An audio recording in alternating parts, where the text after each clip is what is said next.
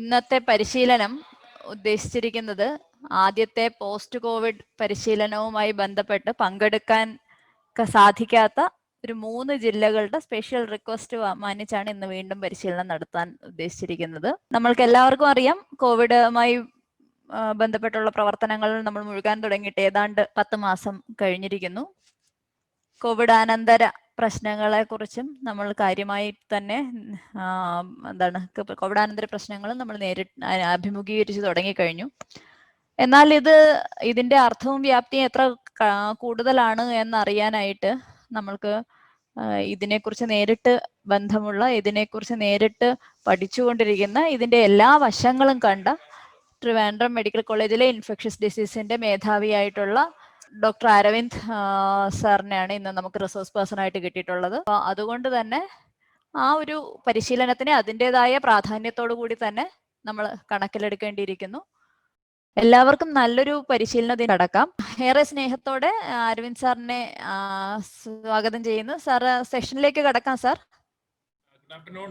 So I'd like to thank NHM training session, especially Dr. Divya, for this opportunity. നമ്മുടെ മുമ്പത്തെ training സെഷൻസിനേക്ക് അപേക്ഷിച്ച് ഇന്ന് പാർട്ടിസിപ്പൻസിന്റെ എണ്ണം ആക്ച്വലി കുറച്ച് കൂടുതലാണ്. അതിൽ നിന്ന് എനിക്ക് മനസ്സിലാകുന്നതെന്ന് പറഞ്ഞാൽ all your districts the post Covid clinics are being run in A very good fashion. അപ്പോൾ ഒത്തിരി ഒരു പുതിയ സിംറ്റംസുമായിട്ട് എൻകൗണ്ടർ ചെയ്ത് കാണാനാണ് ചാൻസ്. അതുകൊണ്ടായിരിക്കാം മീൻസ് പാർട്ടിസിപ്പേഷൻ കൂട്ടിയത് വിചാരിക്കുന്നു. So I think the interaction will also be very fruitful. So all of you know what this post-COVID-19 syndrome is, and അത് അക്യൂട്ടും ക്രോണിക്കും ആയിട്ട് ഡിവൈഡ് ചെയ്തിട്ടുണ്ട്. So it's nothing new. After all the majority of the viral fevers, ഇപ്പം നമുക്ക് ഒരു severe ഡെങ്കുവിന് ശേഷമോ Epstein Barr virus ഇൻഫെക്ഷന് ശേഷമോ majority even മീസിൽസിന് ശേഷമോ ഒക്കെ തന്നെ the recovery time is prolonged for a particular subset of patients. അതിന് നമ്മുടെ പോസ്റ്റ് വൈറൽ സിൻഡ്രോംസ് എന്ന് പറയും. കോവിഡിലും അതുപോലെ തന്നെ for a subset of patients the recovery is prolonged. അതിനെ നമ്മൾ ലോങ് കോവിഡ് സിൻഡ്രോം എന്നും പോസ്റ്റ് കോവിഡ് സിൻഡ്രോം എന്നും post acute COVID-19 syndrome, chronic COVID-19 syndrome എന്നൊക്കെ പറയും. അപ്പൊ അത് ഒരു മിസ്നോമർ ആണ് എന്ന് ഒരു കാറ്റഗറി ഓഫ് ഡോക്ടേഴ്സിന് അഭിപ്രായമുണ്ട്. കാരണം പോസ്റ്റ് എന്നൊക്കെ പറഞ്ഞു കഴിഞ്ഞാൽ പേഷ്യന്റ് റിക്കവർ ചെയ്ത ശേഷം പിന്നെ വരുന്ന പുതിയ സിംറ്റം ആണ് പോസ്റ്റ് എന്നാണ്. ഇത് ആക്ച്വലി കണ്ടിന്യൂ. അപ്പം ഇത് ലോങ് കോവിഡ് എന്ന് പറയുന്നത് തന്നെ ആയിരിക്കും നല്ലത്. പക്ഷെ ഈ ലോങ് കോവിഡ് എന്ന ടേം അത് ഒരു പേഷ്യന്റ് കോയിൻ ചെയ്തതാണ്. അപ്പം WHO ഒക്കെ തന്നെ ഇത് പോസ്റ്റ് കോവിഡ്-19 സിൻഡ്രോം, IDSA ഒക്കെ പോസ്റ്റ് കോവിഡ്-19 സിൻഡ്രോം തന്നെയാണ് പറയുന്നത്. അപ്പൊ അത് ഒരു തെറ്റിദ്ധാരണാജനകമാകാൻ പാടില്ല. അതായത് കോവിഡ് വന്ന് മാറിയ ശേഷം ഉണ്ടാകുന്ന സിംറ്റംസ് എന്നുള്ളതല്ല. യൂഷ്വലി ആ ഡിസീസ് അല്ലെങ്കിൽ പത്തോഫിസിയോളജി ഈസ് കണ്ടിന്യൂയിങ്, അല്ലെങ്കിൽ ഇൻഫ്ലമേറ്ററി റെസ്പോൺസ് സ്പോറാഡിക് ആയിട്ട് കണ്ടിന്യൂ ചെയ്യുന്നതിനെയാണ് ഈ പോസ്റ്റ് അക്യൂട്ട് കോവിഡ്-19 സിൻഡ്രോം എന്ന് പറയുന്നത്. So WHO 2-3 മാസം മുന്നേ തന്നെ from July onwards we do have articles stating that patients who are recovered from COVID-19, they are experiencing certain symptoms for weeks to months together. So initially the term used was a long COVID, and now we are using the term post-COVID syndrome. So this is basically the definition. Post-acute COVID-19 or long COVID is a multi-system disease, sometimes occurring even after a relatively mild acute illness. And post-acute COVID-19 is defined as manifestations extending beyond 3 weeks from the onset of first symptoms, and chronic COVID-19 is extending beyond 12 weeks. This is very important.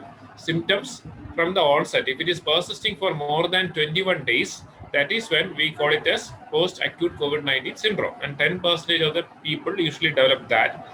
And chronic COVID-19 is when, from the onset of symptoms, the symptoms persist for more than 3 months. So 2% do experience that. അപ്പോൾ പല സ്റ്റഡീസിലും ഈ numbers ഒത്തിരി വ്യത്യാസം കാണാറുണ്ട്. അതായത് 75% of the patients are having some sort of a symptoms persisting after 21 days എന്നൊക്കെ പറഞ്ഞ study വരുന്നുണ്ട്. അതിൻ്റെയൊക്കെ important thing the inclusion criteria of the study ആണ്. UK-ലും US-ലും ഒക്കെ തന്നെ അഡ്മിഷൻ ക്രൈറ്റീരിയ തന്നെ ഹൈപ്പോക്സിയ ആയിരിക്കുമ്പോൾ we know that patients with hypoxia definitely will be taking more time to recover. അങ്ങനെയാണ് ആ സ്റ്റഡീസിൽ 75-80% ഒക്കെ വരുന്നത്. അതായത് കേരളത്തിന്റെ സാഹചര്യം ഡിഫറെന്റ് ആണ്. Initially we used to admit all the patients, now we are admitting all the category B patients and A patients. അങ്ങനെ വരുമ്പോഴേക്കും നമ്മളുടെ കുറച്ചും കൂടെ റിയലിസ്റ്റിക് എന്ന് പറയുന്നത് it may be around 10-15% are developing this post-acute COVID-19 syndrome, and probably around 2% have these symptoms persisting beyond 3 weeks. And what is the pathophysiology? നമുക്ക് exactly അറിയത്തില്ല എങ്കിൽ പോലും we know that the ACE2 receptor is present in many of the organ systems. And അവിടെയൊക്കെ തന്നെ spike protein virus കയറുകയും എവിടെയൊക്കെ virus കയറി replicate ചെയ്യാൻ തുടങ്ങും അവിടെയൊക്കെ തന്നെ നമ്മുടെ സൈറ്റോകൈൻസ് വന്നിട്ട് some sort of tissue damage ഉണ്ടാകുകയും ചെയ്യും. Okay, so the multi-system manifestations are postulated to be due to persistent low-level inflammation or relapsing inflammation due to this dysregulated immune responses. This is very, very important. നമുക്ക് എപ്പോഴും നമ്മളിപ്പോൾ കേരളത്തിൽ മാത്രമാണ് ഈ discharge ക്രൈറ്റീരിയയുടെ പാർട്ടായിട്ട് ഈ ആൻജിൻ നെഗറ്റിവിറ്റി ഇൻസിസ്റ്റ് ചെയ്യുന്നത്. So category B എക്കും ബിക്കും 10th ഡേയിൽ ആൻജിൻ ചെയ്യുന്നു. സോ സി പേഷ്യൻസിന് 14th ഡേ ചെയ്യുന്നു. പക്ഷേ അതിൽ ഏറ്റവും ഇമ്പോർട്ടൻ്റ് ആയിട്ടുള്ള കാര്യം ആൻജിൻ നെഗറ്റീവ് ആയി എന്ന് പറഞ്ഞ് മാത്രം നമ്മൾ ഡിസ്ചാർജ് ചെയ്യാൻ പാടില്ല. There has to be a clinical stability also. Patient should be afebrile, patient should not be having dyspnoea. So clinical stability criteria is also very very important. പക്ഷേ എല്ലാവർക്കും അറിയാം പേഷ്യൻസ് കയറുമ്പോൾ തന്നെ ചോദിക്കുന്നത് എന്നാണ് അടുത്ത ടെസ്റ്റ് എന്നുള്ളത്. അപ്പോൾ എല്ലാവരുടെയും മൈൻഡിൽ ഇങ്ങനെ വളരെ ആരൂഢമായിട്ടുള്ള ഒരു തോട്ട് എന്ന് പറയുന്നത് ആൻജിൻ നെഗറ്റീവ് ആയി കഴിഞ്ഞാൽ പിന്നെ വലിയ പ്രശ്നമൊന്നുമില്ല എന്നാണ്. അപ്പോൾ all of you know that is not the truth. So because we know those patients who are likely to develop this the severe illness. In Kerala, we know that. So 96% ആൾക്കാർക്കും ഒരു പ്രശ്നമില്ല. ഒരു 4% ആണ് കാറ്റഗറി സിയിലോട്ട് പോകുന്ന അല്ലെങ്കിൽ severe disease oxygen requirement വരിക. അതിലൊരു 2% ആണ് ICUയിൽ എത്തുക. സോ ആ ഒരു ആൾക്കാർക്കെല്ലാം തന്നെ ആൻജിൻ നെഗറ്റീവ് ആണെങ്കിലും disease is progressing. So pneumonia develop ചെയ്യുന്നത് is usually by around the 8th day and patient end up in the ICU by around the 10th day, and it's because of the dysregulated immune response and what we used to call it as the cytokine storm. So ഈ cytokine storm പോകുന്ന അല്ലാതെ ആൻജിൻ positive ആണെന്ന് ഒരു നിർബന്ധമില്ല. So discharge ക്രൈറ്റീരിയയിൽ along with this antigen negativity, so അവർ നമ്മുടെയെങ്കിലും മൈൻഡിൽ ഇത് വേണം. അതായത് clinical stability also should be there. അതായത് ഒരു പേഷ്യന്റ് CRP അല്ലെങ്കിൽ ഒരു പേഷ്യന്റ് ഡി ഡൈമറോ ഒരു എലിവേറ്റിംഗ് ട്രെൻഡിൽ നിൽക്കുന്ന ഒരു പേഷ്യന്റിന് അല്ലെങ്കിൽ ഒരു ചെറിയ എക്സർഷൻ ഡിസ്നുള്ള ഒരു പേഷ്യന്റ് ആൻജിൻ നെഗറ്റീവ് ആയി എന്നതുകൊണ്ട് മാത്രം പേഷ്യന്റ് ഡിസ്ചാർജ് ചെയ്യാൻ പാടില്ല. And this concept is very well illustrated in the graph from WHO. You can see that for a patient with severe illness, means those patients who require oxygen supplementation, the time to recovery is not 10 days, it is around 3 to 6 weeks. It's very, very important. We should know about the extrapulmonary complications of COVID-19. We all know that COVID-19 is a viral bronchopneumonia with thromboinflammation. So what differentiates this COVID-19 from our usual flu or the H1N1 or H3N2 is that, so along with this viral bronchopneumonia, there is an increased propensity for thrombosis occurring in the venous as well as the arterial systems in major the organ systems. Thromboinflammation കൂടെ ഉണ്ട്. ഇപ്പം നമ്മൾ means ഈ post കോവിഡിലും likely to have major complications as well as minor complications. അപ്പോൾ ഏതൊക്കെ system നോക്കണം, ഏതൊക്കെ സിസ്റ്റത്തിലെ സിംറ്റംസിനാണ് കൂടുതൽ ഇമ്പോർട്ടൻസ് കൊടുക്കണമെന്ന് അറിയണമെങ്കിൽ, so in which all tissues the AC2 receptor is wide spread എന്ന് നോക്കണം. സോ ലെങ് ആണ് ഏറ്റവും ന്യൂമോണിയ ഉണ്ടാകാനുള്ള റീസൺ എന്ന് പറഞ്ഞാൽ AC2 എക്സ്പ്രഷൻ. അതായത് ലെങ്ങിന്റെ സർഫസ് ഏരിയ വെച്ച് നോക്കുകയാണെങ്കിൽ ഏറ്റവും കൂടുതൽ AC2 എക്സ്പ്രസ് ചെയ്യപ്പെടുന്നത് ഇത് ലെങ്സിലാണ്. അതുകൊണ്ടാണ് ന്യൂമോണിയ ഉണ്ടാവുന്നത്. അതുപോലെ തന്നെ you are having this AC2 receptors in the blood brain barrier neurons, in the myocardium having this AC2 receptors, in the kidneys, nephrons, you are having this AC2 receptor, hepatobiliary system, the gastrointestinal system. ഇവിടെ എല്ലാം തന്നെ AC2 receptor ഉണ്ട്. അവിടെ എല്ലാം തന്നെ ഈ the virusന്റെ spike protein or receptor binding domain by binding it will get into the cells, and then it will set in motion the inflammatory cascade. The cytokines, chemokines ഒക്കെ വന്നിട്ട് അവിടെ tissue damage ഉണ്ടാകും. Okay. So you know that the chance of thromboembolism is pretty high in COVID-19. എല്ലാവർക്കും വരുമെന്നല്ല ഉദ്ദേശിക്കുന്നത്, in the right patient. So if the D-dimer level is elevated and if the patient is having risk factors for thrombosis, like say an uncontrolled diabetes or previous history of cardiac disease, obesity, etc., like past history of cancer, ഇതൊക്കെ ഉണ്ടെങ്കിൽ the chance of thrombosis is high. അങ്ങനെയുള്ള ഒരു പേഷ്യന്റിന് ഇപ്പോൾ D-dimer values elevated ആണെങ്കിൽ definitely the patient will require prophylactic anticoagulation. So even after discharge, such patients may require anticoagulation. So even after, during the convalescent period, the patient can develop deep vein thrombosis, patient can present with myocardial infarction, patient can present with mesenteric ischemia, patient can present with the stroke syndromes, and patient can also develop pulmonary embolism. അത് നമ്മുടെ ഒരു back of the മൈൻഡിൽ വേണം. ഒരു discharge ചെയ്തൊരു patient 2 ആഴ്ച കഴിയും പെട്ടെന്ന് ശ്വാസോടസ്സമായിട്ട് വന്നു കഴിഞ്ഞാൽ അത് മീൻസ് ഒരു സഡൻ ഓൺസെറ്റ് ഓഫ് ഡിസ്നി ആണെങ്കിൽ നമുക്ക് പൾമണറി ഫൈബ്രോസിസ് ഒന്നും പറയാൻ പറ്റത്തില്ല. അങ്ങനെയാണെങ്കിൽ it is likely to be an embolism or a cardiac cause. അപ്പോൾ എപ്പോഴും നമ്മൾ ബാക്ക് ഓഫ് ദ മൈൻഡിൽ വേണം. We have had patients who have come back with gangrene, so upper limb gangrene, lower limb gangrene ഒക്കെ ആയിട്ട് തിരിച്ചു വന്ന patients ഉണ്ട്. അതെല്ലാം തന്നെ ത്രോംബസ് ആയിരുന്നു.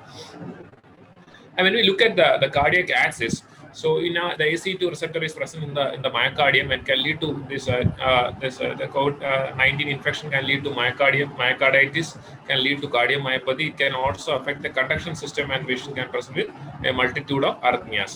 And when we look at the endocrine axis, we know that there is expression of the ACE2 as well as the TMPR resistive receptors in the pancreatic beta cells. So there is a down regulation of the insulin secretion. So we know that even in patients who have not been diabetic in the past, once they develop the SARS-CoV-2 infection, so there is likely to have a transient hyperglycemia. And nothing need to be said about patients who are already diabetic. So it's very difficult to control the blood sugar levels when they are hospitalized. So even after discharge, for the next 1 month or so, it will be very difficult to control the blood sugar levels, and we need to pay stringent attention to this aspect. Now coming to the dermatological manifestations, ഏത് രീതിയിൽ വേണോ വരാൻ പറ്റും. എന്നാലും post കോവിഡിന്റെ ഭാഗമായിട്ട് നമ്മൾ കാണുന്നത് you can have this rash like manifestation, pruritus വരാൻ പറ്റും, excessive hair loss ഇതെല്ലാം വരാൻ പറ്റും. Okay, following recovery from COVID-19 infection. Now coming to the neurological manifestations, we know neurological manifestations are occurring because of the presence of this ACE2 receptor in the blood-brain barrier. So virus neurons ലോട്ട് കയറുമ്പോൾ, so along with that the cytokines will also go in. അപ്പൊ ഇത് usually the circumventricular organs, hypothalamus അവിടെയൊക്കെയാണ് ബാധിക്കുന്നത്. അതുകൊണ്ടാണ് നമ്മൾ ഈ പല സിംറ്റംസും, അതായത് excessive somnolence, excessive during the day time, then difficulty in falling asleep at night, then emotional disturbances, then ഈ brain fogging or brain fading, then attention span കുറയുന്നത്. ഇതിന്റെയൊക്കെ റീസൺ എന്ന് പറഞ്ഞാൽ ഈ സൈറ്റോകൈൻസ് ഒക്കെ പോയിട്ട് ചെറിയ ചെറിയ ഡാമേജ് സർക്കംവെൻട്രിക്കുലർ ഓർഗൻസ് ഉണ്ടാക്കുന്നതാണ്. And another thing also, you know that anosmia, you can take it as the characteristic feature of COVID-19 now. Fever എല്ലാവർക്കും ഇല്ല, പക്ഷെ anosmia may be there in around 60 to 70% of individuals. അപ്പോൾ ഒരു മൂക്കടപ്പിനോട് കൂടി വരുന്ന ഒരു അനോസ്മിയക്ക് വലിയൊരു സിഗ്നിഫിക്കൻസ് കാണില്ല. കാരണം വെച്ചാൽ അത് ഏതൊരു വൈറൽ ഇൻഫെക്ഷനും വരാം. പക്ഷെ മൂക്കടപ്പില്ലാതെ അനോസ്മിയ വന്നു കഴിഞ്ഞാൽ, അല്ലെങ്കിൽ there is a taste disturbance, then it is likely to be COVID-19. അപ്പോൾ അനോസ്മിയയുടെ മെക്കാനിസം എന്ന് പറയുന്നത്, olfactory neurons അതിനെ സപ്പോർട്ട് ചെയ്യുന്ന the cells ഉണ്ട്, സസ്റ്റൻഡാക്കുലർ സെൽസ് എന്ന് പറയുന്നത്. സസ്റ്റൻഡാക്കുലർ സെൽസിൽ the ACE2 receptor ഉണ്ട്. So the virus will go into the sustentacular cells. So sustentacular cells are the nutrition to the olfactory epithelium കൊടുക്കുന്നത്. So when the sustentacular cells get apoptosed, the nutrition to the olfactory cilia is lost. അപ്പോൾ the olfactory epithelium ഇങ്ങനെ ഇളവി വരും. അപ്പോൾ അത് വന്നു കഴിഞ്ഞാൽ the patient will develop anosmia. പിന്നെ ഇത് olfactory epithelium റീജനറേറ്റ് ചെയ്ത് വരാൻ വേണ്ടി it may take say weeks to months in certain individuals. Some patients may recover within days. അപ്പോൾ ആ റീജനറേറ്റ് ചെയ്ത് വരുമ്പോൾ ചിലപ്പോൾ ഇതിന്റെ ആക്സോണിന്റെ പ്രൊജക്ഷൻ ഒക്കെ മാറിപ്പോകും. അപ്പോൾ the patient can develop anosmia, അതായത് നമ്മൾ എക്സ്പെക്ട് ചെയ്യാതെ സ്മെല്ല് കേൾക്കുക എന്നൊക്കെ പറഞ്ഞു വരും. അതുപോലെ തന്നെയാണ് ഈ alteration the taste, that is അഗ്യൂസിയ വരെ ചിലപ്പോൾ ടേസ്റ്റ് അറിയാതെ വരാൻ പറ്റും. ചിലപ്പോൾ കെമസ്തസിസ് എന്ന് പറഞ്ഞാൽ ദ കെമിക്കൽ സെൻസേഷൻ, അതായത് എരിവ്, അതുപോലെ തന്നെ മിന്റിന്റെ ഫ്ലേവർ, ഇതൊക്കെ അറിയുന്നതാണ് കെമിക്കൽ സെൻസേഷൻ അറിയുന്നതാണ് കെമസ്തസിസ്. അതാണ് അത് ആദ്യം നഷ്ടപ്പെടുന്നത്. അപ്പൊ ഇതിന്റെ മെക്കാനിസം എന്ന് പറയുന്നത് ഈ ടേസ്റ്റ് ന്യൂറോൺസിന്റെ സപ്പോർട്ടിംഗ് സെൽസിലെ ACE2 റിസപ്റ്റർ ഉണ്ട്. എന്നിട്ട് വൈറസ് അകത്ത് പോയി അതുമായിട്ട് ബന്ധപ്പെട്ടുള്ള സൈറ്റോകൈൻ ഡാമേജ് ആണ്. Coming to the renal as well as hepatic axis, we know there is a transaminitis as well as there is a chance of acute kidney injury and proteinuria. So ഇത് usually ഒരു 3 weeks ശേഷം ഒന്നും വരുന്നതല്ല. So as a part of a post-COVID complication, we are unlikely to get this renal or hepatic involvement. And diarrhea. So gastrointestinal manifestation, diarrhea usually occurs during the acute phase of the illness. ഇത് നമ്മളുടെ back of the മൈൻഡിൽ വേണം. So ഏതൊക്കെ സിസ്റ്റത്തിനെ affect ചെയ്യാൻ പറ്റും, അതിന്റെ പത്തോഫിസിയോളജിക്കൽ mechanisms എന്തൊക്കെയാണെന്നുള്ള കാര്യം. Okay, now what are the symptoms that we should be looking at? ഇപ്പൊ നമുക്ക് തന്നെ ഇപ്പം ഇത് USA ടെലിഫോണിക് സ്റ്റഡി ഒന്നും റിലേ ചെയ്യേണ്ട കാര്യമൊന്നും ഇല്ല. All of you are really experienced. You have been running the post-COVID clinics and you know what to expect and all. So definitely the common symptom has been reported is fatigability, excessive fatigability, followed by cough, congestion or exertion dyspnea, loss of taste or smell, headache, body aches, diarrhea, nausea, chest or abdominal pain, confusion, etc. അപ്പോൾ നമുക്ക് ഇഷ്ടംപോലെ symptoms ഉണ്ട്.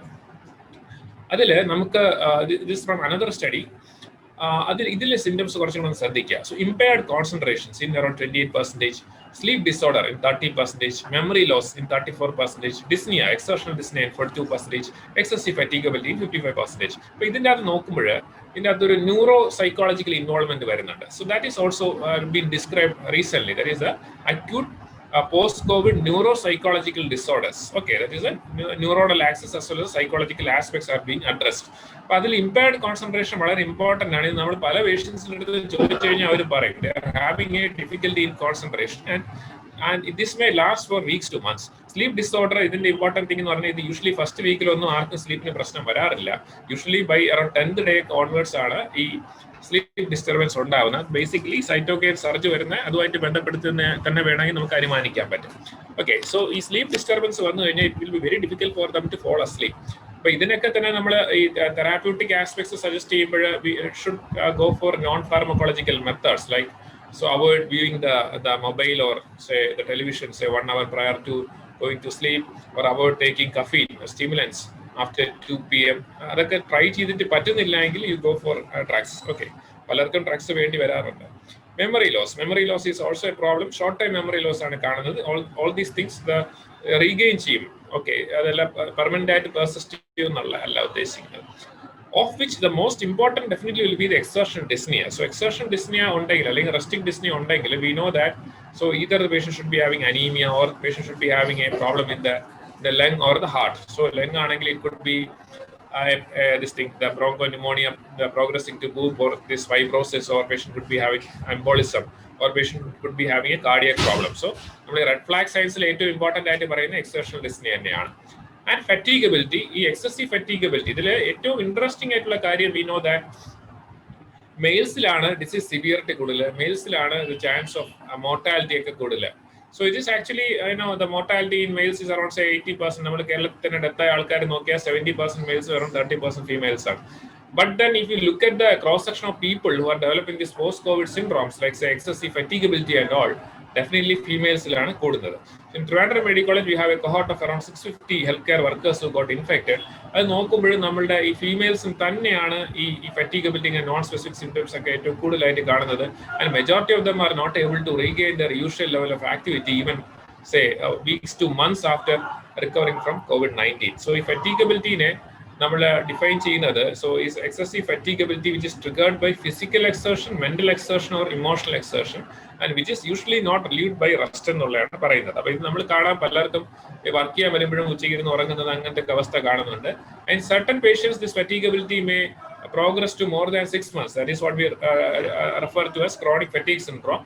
These things are not unique to COVID-19. നമുക്കറിയാം chronic fatigue syndrome was first described in say Epstein-Barr virus infection. The major viral illnesses like Ebola ഒക്കെ ശേഷം എല്ലാം തന്നെ chronic fatigue syndrome described ആണ്.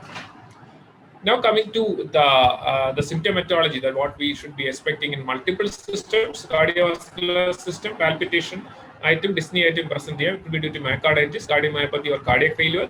So respiratory system, so exertional dyspnea, lung involvement, it could be due to the pulmonary fibrosis, pulmonary artery hypertension or pulmonary embolism.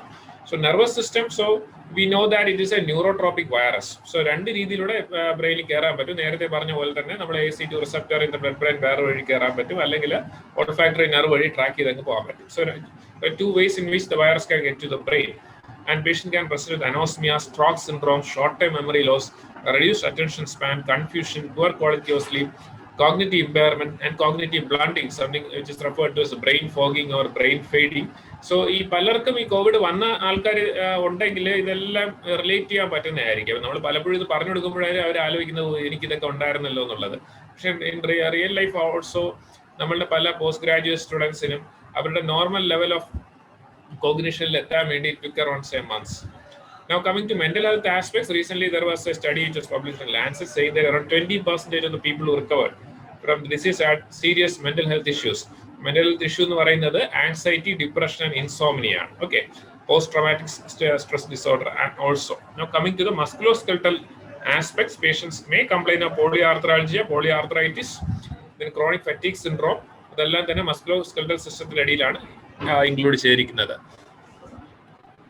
Now then certain interesting observations.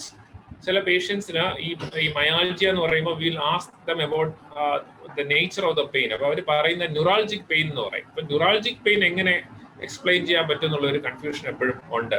അല്ലെങ്കിൽ post herpetic ന്യൂറാൾജിയയിൽ വരുന്ന പോലെ ന്യൂറാൾജിക് pain complaint ചെയ്യുന്ന ഒത്തിരി patients ഉണ്ടായിട്ടുണ്ട്. So അതിന്റെ mechanism എന്ന് പറഞ്ഞാൽ it's due to the presence of this AC2 receptor in the dorsal root ganglia. So അത് വരുമ്പോൾ you can have this neuralgic pain, also you can have this autonomic manifestations. So autonomic manifestations എങ്ങനെയായിട്ടായിരിക്കും വരുന്നത്? അത് നമ്മൾ കണ്ടിട്ടുള്ളത് ഈ patient recover ചെയ്ത ശേഷം പലപ്പോഴും ഈ വീട്ടിൽ പോയ ശേഷം ഇവിടെ നമ്മൾ 6 minute വാക്ക് ടെസ്റ്റിലൊന്നും പ്രശ്നമില്ല എന്ന് പറഞ്ഞ ആൾക്കാർ വീട്ടിൽ പോയിട്ട് പടിയൊക്കെ കയറുമ്പോഴാണ് പ്രശ്നം ഉണ്ടാകുന്നത്. അപ്പൊ എക്സേർട്ട് ചെയ്യുന്ന സമയത്ത് പലപ്പോഴും ഇങ്ങനെ വേർത്ത് കുളിക്കുക, റിഫ്ലെക്സ് ടാക്കികാർഡിയ വരിക, സോ പോസ്റ്ററൽ സിൻകോപ്പ് വരിക, ഇതെല്ലാം തന്നെ ഓട്ടോണമിക് ഇൻവോൾവ്മെന്റിന്റെ പാർട്ടായിട്ട് വരാൻ പറ്റും. That could be transient as well. Okay, അപ്പം ഒരു പേഷ്യന്റ് പറയുകയാണ് പെട്ടെന്ന് ജസ്റ്റ് നടക്കുമ്പോൾ വേർത്ത് കുളിക്കുന്ന പറയാൻ ഓട്ടോണമിക് ഇൻവോൾവ്മെന്റ്. സോ അതുപോലെ തന്നെ libido can also be affected. നേരത്തെ നമ്മൾ ഡിസ്കസ് ചെയ്തൊരു കാര്യമാണ് കെമസ്തെസിസ് ഓർ കെമിക്കൽ സെൻസേഷൻ ആണ് ആദ്യമായിട്ട് നഷ്ടപ്പെടുന്നത് among the taste sensations. അപ്പൊ ഇതിന്റെ മെക്കാനിസം എന്ന് പറഞ്ഞാൽ നോസിസെപ്റ്റേഴ്സിന്റെ അത് ന്യൂറോപിലിൻ എന്ന് പറയുന്ന സംഭവം ഉണ്ട്. അപ്പൊ that is also getting affected. So wherever the nociceptor is there is a chance that the virus can affect those. അതുകൊണ്ടാണ് കെമസ്തെസിസ് ആദ്യമായി നഷ്ടപ്പെടുന്നത്. So just keep this in mind. The patient can present with neuralgic pain. അപ്പൊ ഈ pain എന്ന് പറയുമ്പോൾ നമ്മൾ NSAID എടുത്ത് കൊടുക്കാതെ ഈ try to understand the nature of the pain. If you think it is a neuralgic pain, the NSAIDs are not going to work. You may have to give gabapentin or pregabalin like that. So when nature of the pain also has to be quantified. പിന്നെ patient ഇങ്ങനെ exertion വരുമ്പോൾ വേർത്ത് കുളിക്കുക, പെട്ട് തല ഇറങ്ങുക. അപ്പൊ തല ഇറങ്ങുക എന്നൊക്കെ പറയുമ്പോൾ ചോദിക്കേണ്ടത് കിടന്നിട്ട് പെട്ടെന്ന് ചാടി എണീക്കുമ്പോഴാണോ തല ഇറങ്ങുന്നത്? അങ്ങനെയാണ് it is likely to be an orthostatic hypotension which is well described in COVID-19 because of involvement of the autonomic neurons. Now we have discussed about so many symptoms, and this UK National Institute of Health Research actually has shortlisted all these the constellation of symptoms and made it into 4 post-COVID clinical syndrome. So one is the classical post-critical illness syndrome. ഇത് നമുക്ക് എല്ലാവർക്കും അറിയാം. ഒരു ICU കിടക്കുന്ന ഒരു patient. ഒരു കാര്യം പറയാൻ പറ്റുമോ, ഏത് പേഷ്യന്റിനാണ് പോസ്റ്റ് കോവിഡ് സിൻഡ്രോം വരാൻ സാധ്യതയുള്ളത്? നേരത്തെ ഫീമെയിൽസ് എന്ന് പറഞ്ഞു. രണ്ടാമത്തത് more severe the disease, the more likelihood of the disease progressing and the patient experiencing this post-COVID clinical syndrome. അപ്പോൾ നമ്മുടെ കാറ്റഗറി C പേഷ്യൻസോ അല്ലെങ്കിൽ ഹൈപ്പോക്സിക് പേഷ്യൻസോ ആണെങ്കിൽ അവർക്ക് recovery time also will be prolong. അത് നമ്മൾ ദാറ്റ്സ് ജസ്റ്റ് ലോജിക്കൽ. അതുപോലെ തന്നെ ഈ കോമോർബിഡിറ്റീസ് ഉള്ള ആൾക്കാർക്കാണെങ്കിൽ the chance of them having this post-COVID syndrome is also more. Another interesting aspect is that more the number of symptoms during the admission, the more the chance of the post-COVID clinical syndromes. Okay, so that is the basics about who is going to develop this post-COVID clinical syndromes. Now these are the 4 the broad headings under which the post-COVID clinical syndromes have been characterized or classified. One is the classic post-critical illness syndrome. ഇത് നമുക്ക് എല്ലാവർക്കും അറിയാം. ICU കിടന്ന ആൾക്കാർ recover ചെയ്യാൻ വേണ്ടി it may take weeks to months. The second is the post-viral fatigue syndrome that we have discussed in detail. Third is the lasting organ damage, about which we will discuss in the coming slides. Fourth is the most interesting one. That is the fluctuating symptoms with slow recovery. പലർക്കും ഇങ്ങനെ migraine headache ഒക്കെ റിക്കവറിക്ക് ശേഷം ഉണ്ടാകാറുണ്ട്. ചിലർക്ക് plantar fasciitis ഉണ്ടാകാറുണ്ട്. ചില ആൾക്കാർ headache 3-4 ദിവസം കഴിഞ്ഞിട്ട് then they will complain of myalgia. Fluctuating symptoms ആണ്. ഇതിന്റെ എല്ലാ മെക്കാനിസം എന്ന് പറയുന്നത് പറഞ്ഞാൽ means persisting low level of inflammation ആണ്, or dysregulated inflammatory or immune response. Something which you have seen many times എന്ന് പറഞ്ഞാൽ what happens to the lung എന്നുള്ളത്. So at that time red എന്ന് പറയുന്നത് affected lung ആണ്. So after 6 weeks also you can see the islands of red, and even after 12 weeks you are seeing the islands of red. ഇത് കാണിക്കുന്നതെന്ന് പറഞ്ഞാൽ initially the bronchopneumonia വരുമ്പോൾ you know that is a multilobar bilateral involvement ആണ്, ground glassing വരുന്ന viral bronchopneumonia. So അതിന്റെ healing process it may not be means days, it can be weeks to months ആകാൻ പറ്റും. So even after 6 weeks you can see that there are certain islands of red. So ഈ healing പ്രോസസ്സിൽ ഫൈബ്രോസിസിലോട്ട് പോകാൻ ഒരു chance ഉണ്ട്. അപ്പോൾ exertional ഡിസ്നിയുടെ വൺ ഓഫ് ദ കമ്പണൻസ് എന്ന് പറഞ്ഞാൽ the lasting organ damage in the lungs തന്നെയാണ്. Okay, and how long are these symptoms going to persist? അപ്പോൾ നമ്മൾ കോവിഡിനെ പറ്റി നമ്മൾ experience is only for the last 1 year or so, അല്ലേ, maybe last 11 months or so. But we have experience with SARS in 2003. So studies show that persistent and significant impairment of exercise capacity and health status in survivors in SARS lasted for at least 2 years. Health workers who had SARS experienced even more marked adverse impact. Health workers ന്റെ പ്രശ്നം എന്തെന്ന് ചോദിച്ചാൽ ഇപ്പോൾ എല്ലാ സ്റ്റഡീസിലും post കോവിഡിൽ health workers ആണ് കൂടുതൽ affected ആയി കാണുന്നത്, അല്ലെങ്കിൽ അവരുടെ സിംറ്റംസ് ആണ് കൂടുതൽ നാൾ പെർസിസ്റ്റ് ചെയ്യുന്നതായിട്ട് കാണുന്നത്. ഒരു കാര്യം എന്ന് പറഞ്ഞാൽ they are rushing back to work. നമുക്കത് ചെയ്യാതിരിക്കാൻ മാർഗമില്ലാത്തൊരു സിനാറിയോ ഉണ്ട്. പലരും പിന്നെ ഈ എസ്പെഷ്യലി ഫീമെയിൽസ് നേഴ്സസിനൊക്കെ ആണെങ്കിൽ ആഡിക്വേറ്റ് റെസ്റ്റ് വീട്ടിലും കിട്ടത്തില്ല, ഹോസ്പിറ്റലിലും കിട്ടത്തില്ല. അപ്പൊ ഇങ്ങനത്തെ ഒക്കെ ഒരു സിറ്റുവേഷൻ വരുമ്പോഴാണ് health workers are having more symptomatology as far as post-COVID syndrome is concerned. How long the fatigue is going to persist? The chronic fatigue symptoms persist for 3.5 years after SARS infection in around 40% of individuals. This is actually a study from Hong Kong. Our healthcare workers, in the private sector, so majority of them, around 40%, had to drop out of their work because they were experiencing severe fatigue symptoms for around 2 to 3 years together. And there is another study saying that SARS in normal lung function regain at least 5% of the patients who had SARS took around 15 years. So and now coming to the evidence of this lingering heart damage, lungs there is a chance that the patients can go into fibrosis. There is a chance that the patient can develop pulmonary artery hypertension. There is a chance that the patient may develop pulmonary embolism.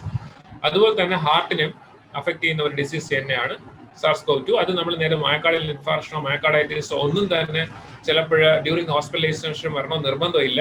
During the convalescent period also you can have this myocardial infarction or a subtle myocarditis which might have been diagnosed during the acute phase.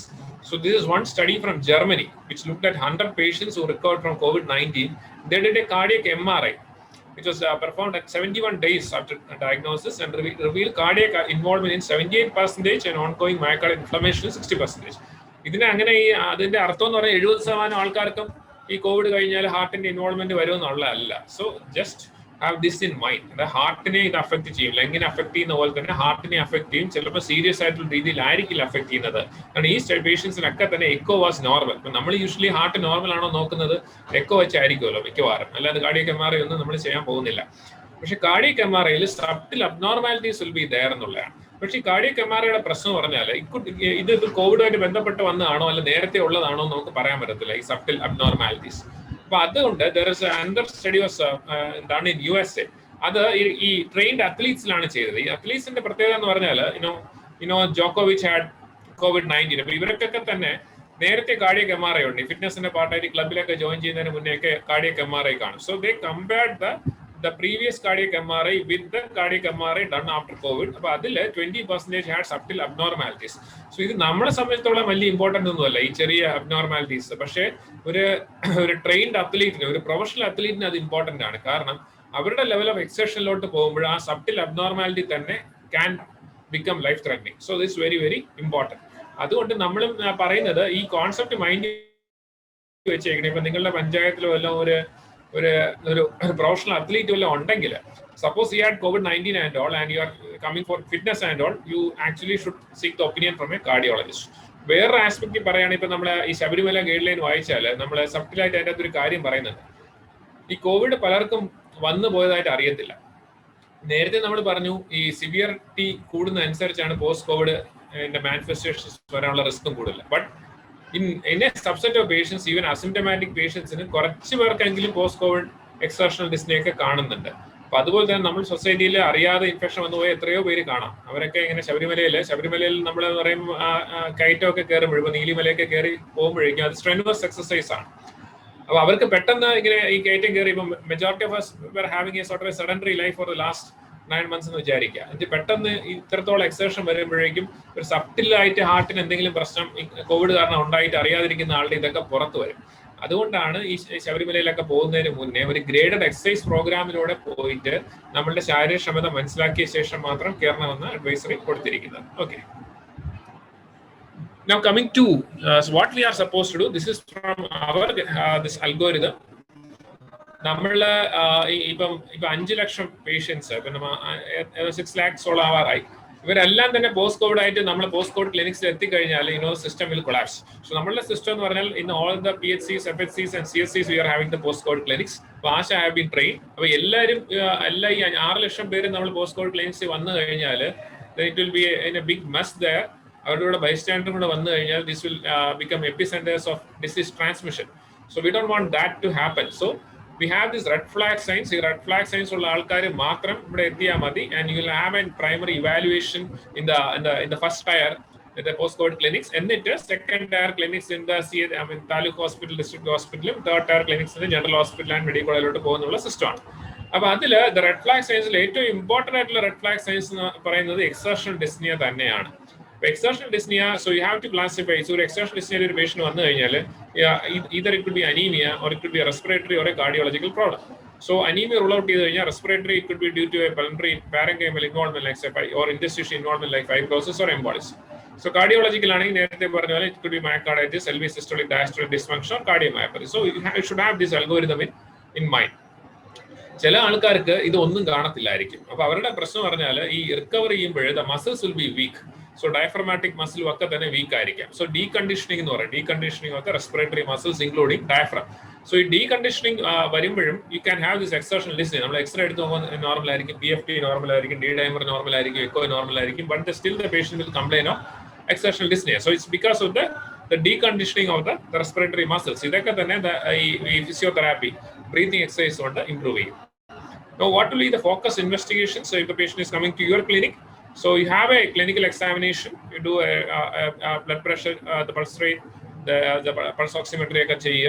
So then if you think that patient will require further evaluation, go for a hemogram, CRP. CRP is there evidence of ongoing inflammation? From our experience, ഇവർ 3 ആഴ്ചയ്ക്ക് ശേഷമൊക്കെ ഇങ്ങനെ പല complaints ആയിട്ട് വരുന്നവർക്കൊന്നും CRP ഒക്കെ normal ആക്കാം. So D-dimer will help you. So in pulmonary embolism ആണെന്നൊക്കെ അറിയാൻ വേണ്ടി D-dimer might help you. Then PFT, X-ray chest, CT, echo as the need arises. And if D-dimer is very much elevated, go for CTP. എന്നിട്ടും നമുക്ക് ഈ cardiac ആക്സിസിലും respiratory ആക്സിസിലും ഒന്നും കണ്ടുപിടിക്കാൻ പറ്റുന്നില്ലെങ്കിൽ മാത്രമാണ് കാർഡിയാക് MRI പറയുന്നത്. That's not for everyone. If you think that the patient is livelihood means ലൈവ്ലിഹുഡിന്റെ പാർട്ടായിട്ട് ഒരു സ്ട്രെനുവസ് എക്സർഷൻ ചെയ്യേണ്ടി വരുന്ന ഒരു പേഷ്യന്റ്, നമ്മൾ പ്രൊഫഷണൽ അത്ലറ്റിനാണ് എപ്പോഴും പറയുന്നത്, അങ്ങനെയാണെങ്കിൽ they're having a dyspnea, it is better to go for a cardiac MRI also. Now this is something which I think majority of the pediatricians are familiar with. നമ്മൾ ഈ പറഞ്ഞ എല്ലാം തന്നെ ഇപ്പൊ എക്സർഷണൽ ഡിസ്നിയ മാറ്റി നിർത്തി കഴിഞ്ഞാൽ സീരിയസ് ആയിട്ടുള്ള ഇപ്പം ഉറക്കമില്ലായ്മ പേഷ്യന്റ് വളരെ ഇമ്പോർട്ടന്റ് ആയിരിക്കുമെങ്കിൽ it is not a red flag sign. പക്ഷേ ഈ പറയുന്ന രണ്ട് കാര്യങ്ങൾ, multi system inflammatory syndrome in children and adult, it could be life threatening it is not picked up early. ഇതിന്റെ പാർട്ടായിട്ട് പറയാൻ കാരണം ഇതൊരു പോസ്റ്റ് കോവിഡ് ഫേസ് തന്നെയാണ് വരുന്നത് എന്ന് പറഞ്ഞ് ഈ പേഷ്യൻസ് PHCയിൽ എത്താനുള്ള സാധ്യത വളരെ കുറവാണ്. കാരണം കുറച്ചും കൂടെയൊക്കെ സീരിയസ് ആയിട്ടായിരിക്കും manifestation. I will take you through this case. It's A 23-year-old male person with fever and fatigability of 3 days duration, and patient had transaminitis with acute injury, had myocarditis, blood pressure 90/60 on presentation, saturation was 95% on room air, and the antigen test as well as the nucleic acid amplification test PCR were done. Both were negative. When you look at the lab values, total count was very much elevated with neutrophil predominance. Thrombocytopenia was there. CRP was elevated. PROBT was elevated, and NT-proBNP was very much elevated, suggesting myocarditis and cardiac failure. And നമുക്കറിയാം കേരളത്തിലെ ഇങ്ങനെ ഒരു presentation ഇത് കണ്ടു കഴിഞ്ഞാൽ septic shock ആണെന്നാണ് നമുക്ക് ആദ്യം തോന്നുക. എങ്കിലും ട്രോപ്പിക്കൽ ഫീവേഴ്സ് എല്ലാം റൂൾ ഔട്ട് ചെയ്തേ പറ്റൂ. സ്ക്രബ് ടൈഫസും ലെപ്റ്റോസ്പൈറോസിസ് ഒക്കെ തന്നെ you can have the same manifestation. So you can see it is a multi system involvement. And the cultures were done to sterile. Endocarditis was ruled out, and the D-dimer was very much elevated. The ferritin was more than 10,000. The CRP was very much elevated, and procalcitonin, our CRP 2.6 repeat value was actually very high, and procalcitonin was also very much elevated. And in our hospital we can do the interleukin-6, which is a marker of inflammation, is also very much elevated. But IL-6 in our is a very non-specific marker. It was done just to see whether patient is having a hyperinflammatory state. And the diagnosis endana. So patient is having a 23-year-old male with a septic shock with the multi-organ dysfunction syndrome. നമ്മൾ diagnose ചെയ്യത്തുള്ളൂ. അപ്പോൾ അവിടെയാണ് പ്രശ്നം. കാരണം ഇതിന്റെ so these are the DDs. So it could be a tropical fever syndrome, like say Weil's disease or scrub. It could be septic shock, it could be infective endocarditis, or it could be MISA. അപ്പോൾ ഇത് ഈ സ്ലൈഡിന്റെ ഉദ്ദേശം എന്ന് പറഞ്ഞാൽ you should be aware of the diagnosis of multi-system inflammatory syndrome in adults, which can masquerade as septic shock. അപ്പൊ ഇത് എങ്ങനെ septic shock അല്ല എന്ന് പറയാൻ പറ്റുമെന്ന് ചോദിച്ചു കഴിഞ്ഞാൽ നമുക്കൊരു സെപ്റ്റിക് ഷോക്കിന് ഒരു ഫോക്കസ് ഓഫ് ഇൻഫെക്ഷൻ വേണം. ഇതൊരു 60-year-old ആണെങ്കിൽ means with diabetic food and all definitely you can say septic shock. അല്ലെങ്കിൽ അക്യൂട്ട് അബ്ഡമൻ സോ സസ്പെക്ട് ചെയ്യുന്ന cholangitis and all definitely septic shock. അപ്പോൾ ഒരു സെപ്സിസ് അല്ലെങ്കിൽ സെപ്റ്റിക് ഷോക്ക് എന്ന് പറയണമെങ്കിൽ there has to be a portal of entry for the organism. അപ്പൊ നമ്മൾ ആദ്യം ഈ സെപ്സിസ് ആണെന്ന് എടുത്തു കഴിഞ്ഞാൽ will see what is the syndrome it is associated with. Is it a skin and soft tissue syndrome? Is it a bone and joint syndrome? Is it a gastrointestinal? Is it a genitourinary syndrome, pulmonary syndrome, CNS syndrome, like that? ഇതിൽ അങ്ങനെ pin point ചെയ്യാൻ വേണ്ടി ഒന്നും തന്നെ actually ഇല്ല. അപ്പം ഒരു septic ഷോക്കിന് ഒരു DD ആയിട്ട് മിസ്സ കൺസിഡർ ചെയ്തേ പറ്റത്തുള്ളൂ. Pediatricians are very much aware of this multi-system inflammatory syndrome in children. അപ്പൊ അത് യൂഷ്വലി കവാസാക്കി അല്ലെങ്കിൽ അട്ടിപ്പിക്കൽ കവാസാക്കി പോലെയാണ് മാനിഫെസ്റ്റ് ചെയ്യുന്നത്. യൂഷ്വലി ഈ കോവിഡ് വന്നിട്ട് ഒരു 3ാമത്തെ ആഴ്ചയൊക്കെ ആയിട്ടായിരിക്കും വരിക. ഇമ്പോർട്ടന്റ് തിങ് എന്ന് പറഞ്ഞാൽ ഈ കോവിഡ് ചിലപ്പോൾ അറിയത്തില്ലായിരിക്കും. മെജോറിറ്റി ഓഫ് കേസ് അസിംപ്റ്റമാറ്റിക് കോവിഡിന് ശേഷമുള്ള ഒരു hyper inflammatory response which is occurring after 3 weeks ആണ് MISA ഇൻ ചിൽഡ്രൻ വരിക. അപ്പൊ 21 years കഴിയുമ്പോഴാണ് അതിന് MISA എന്ന് പറയുന്നത്. MISA is actually very very rare. At Trivandrum in SAT we are having around 17 cases of MISC and MISA ഒരു 6-7 case നമുക്ക് അഡൽട്സിലും ഉണ്ട്. അപ്പോൾ മിസ്സ ഡയഗ്നോസ് ചെയ്യാൻ അത്ര എളുപ്പമല്ല.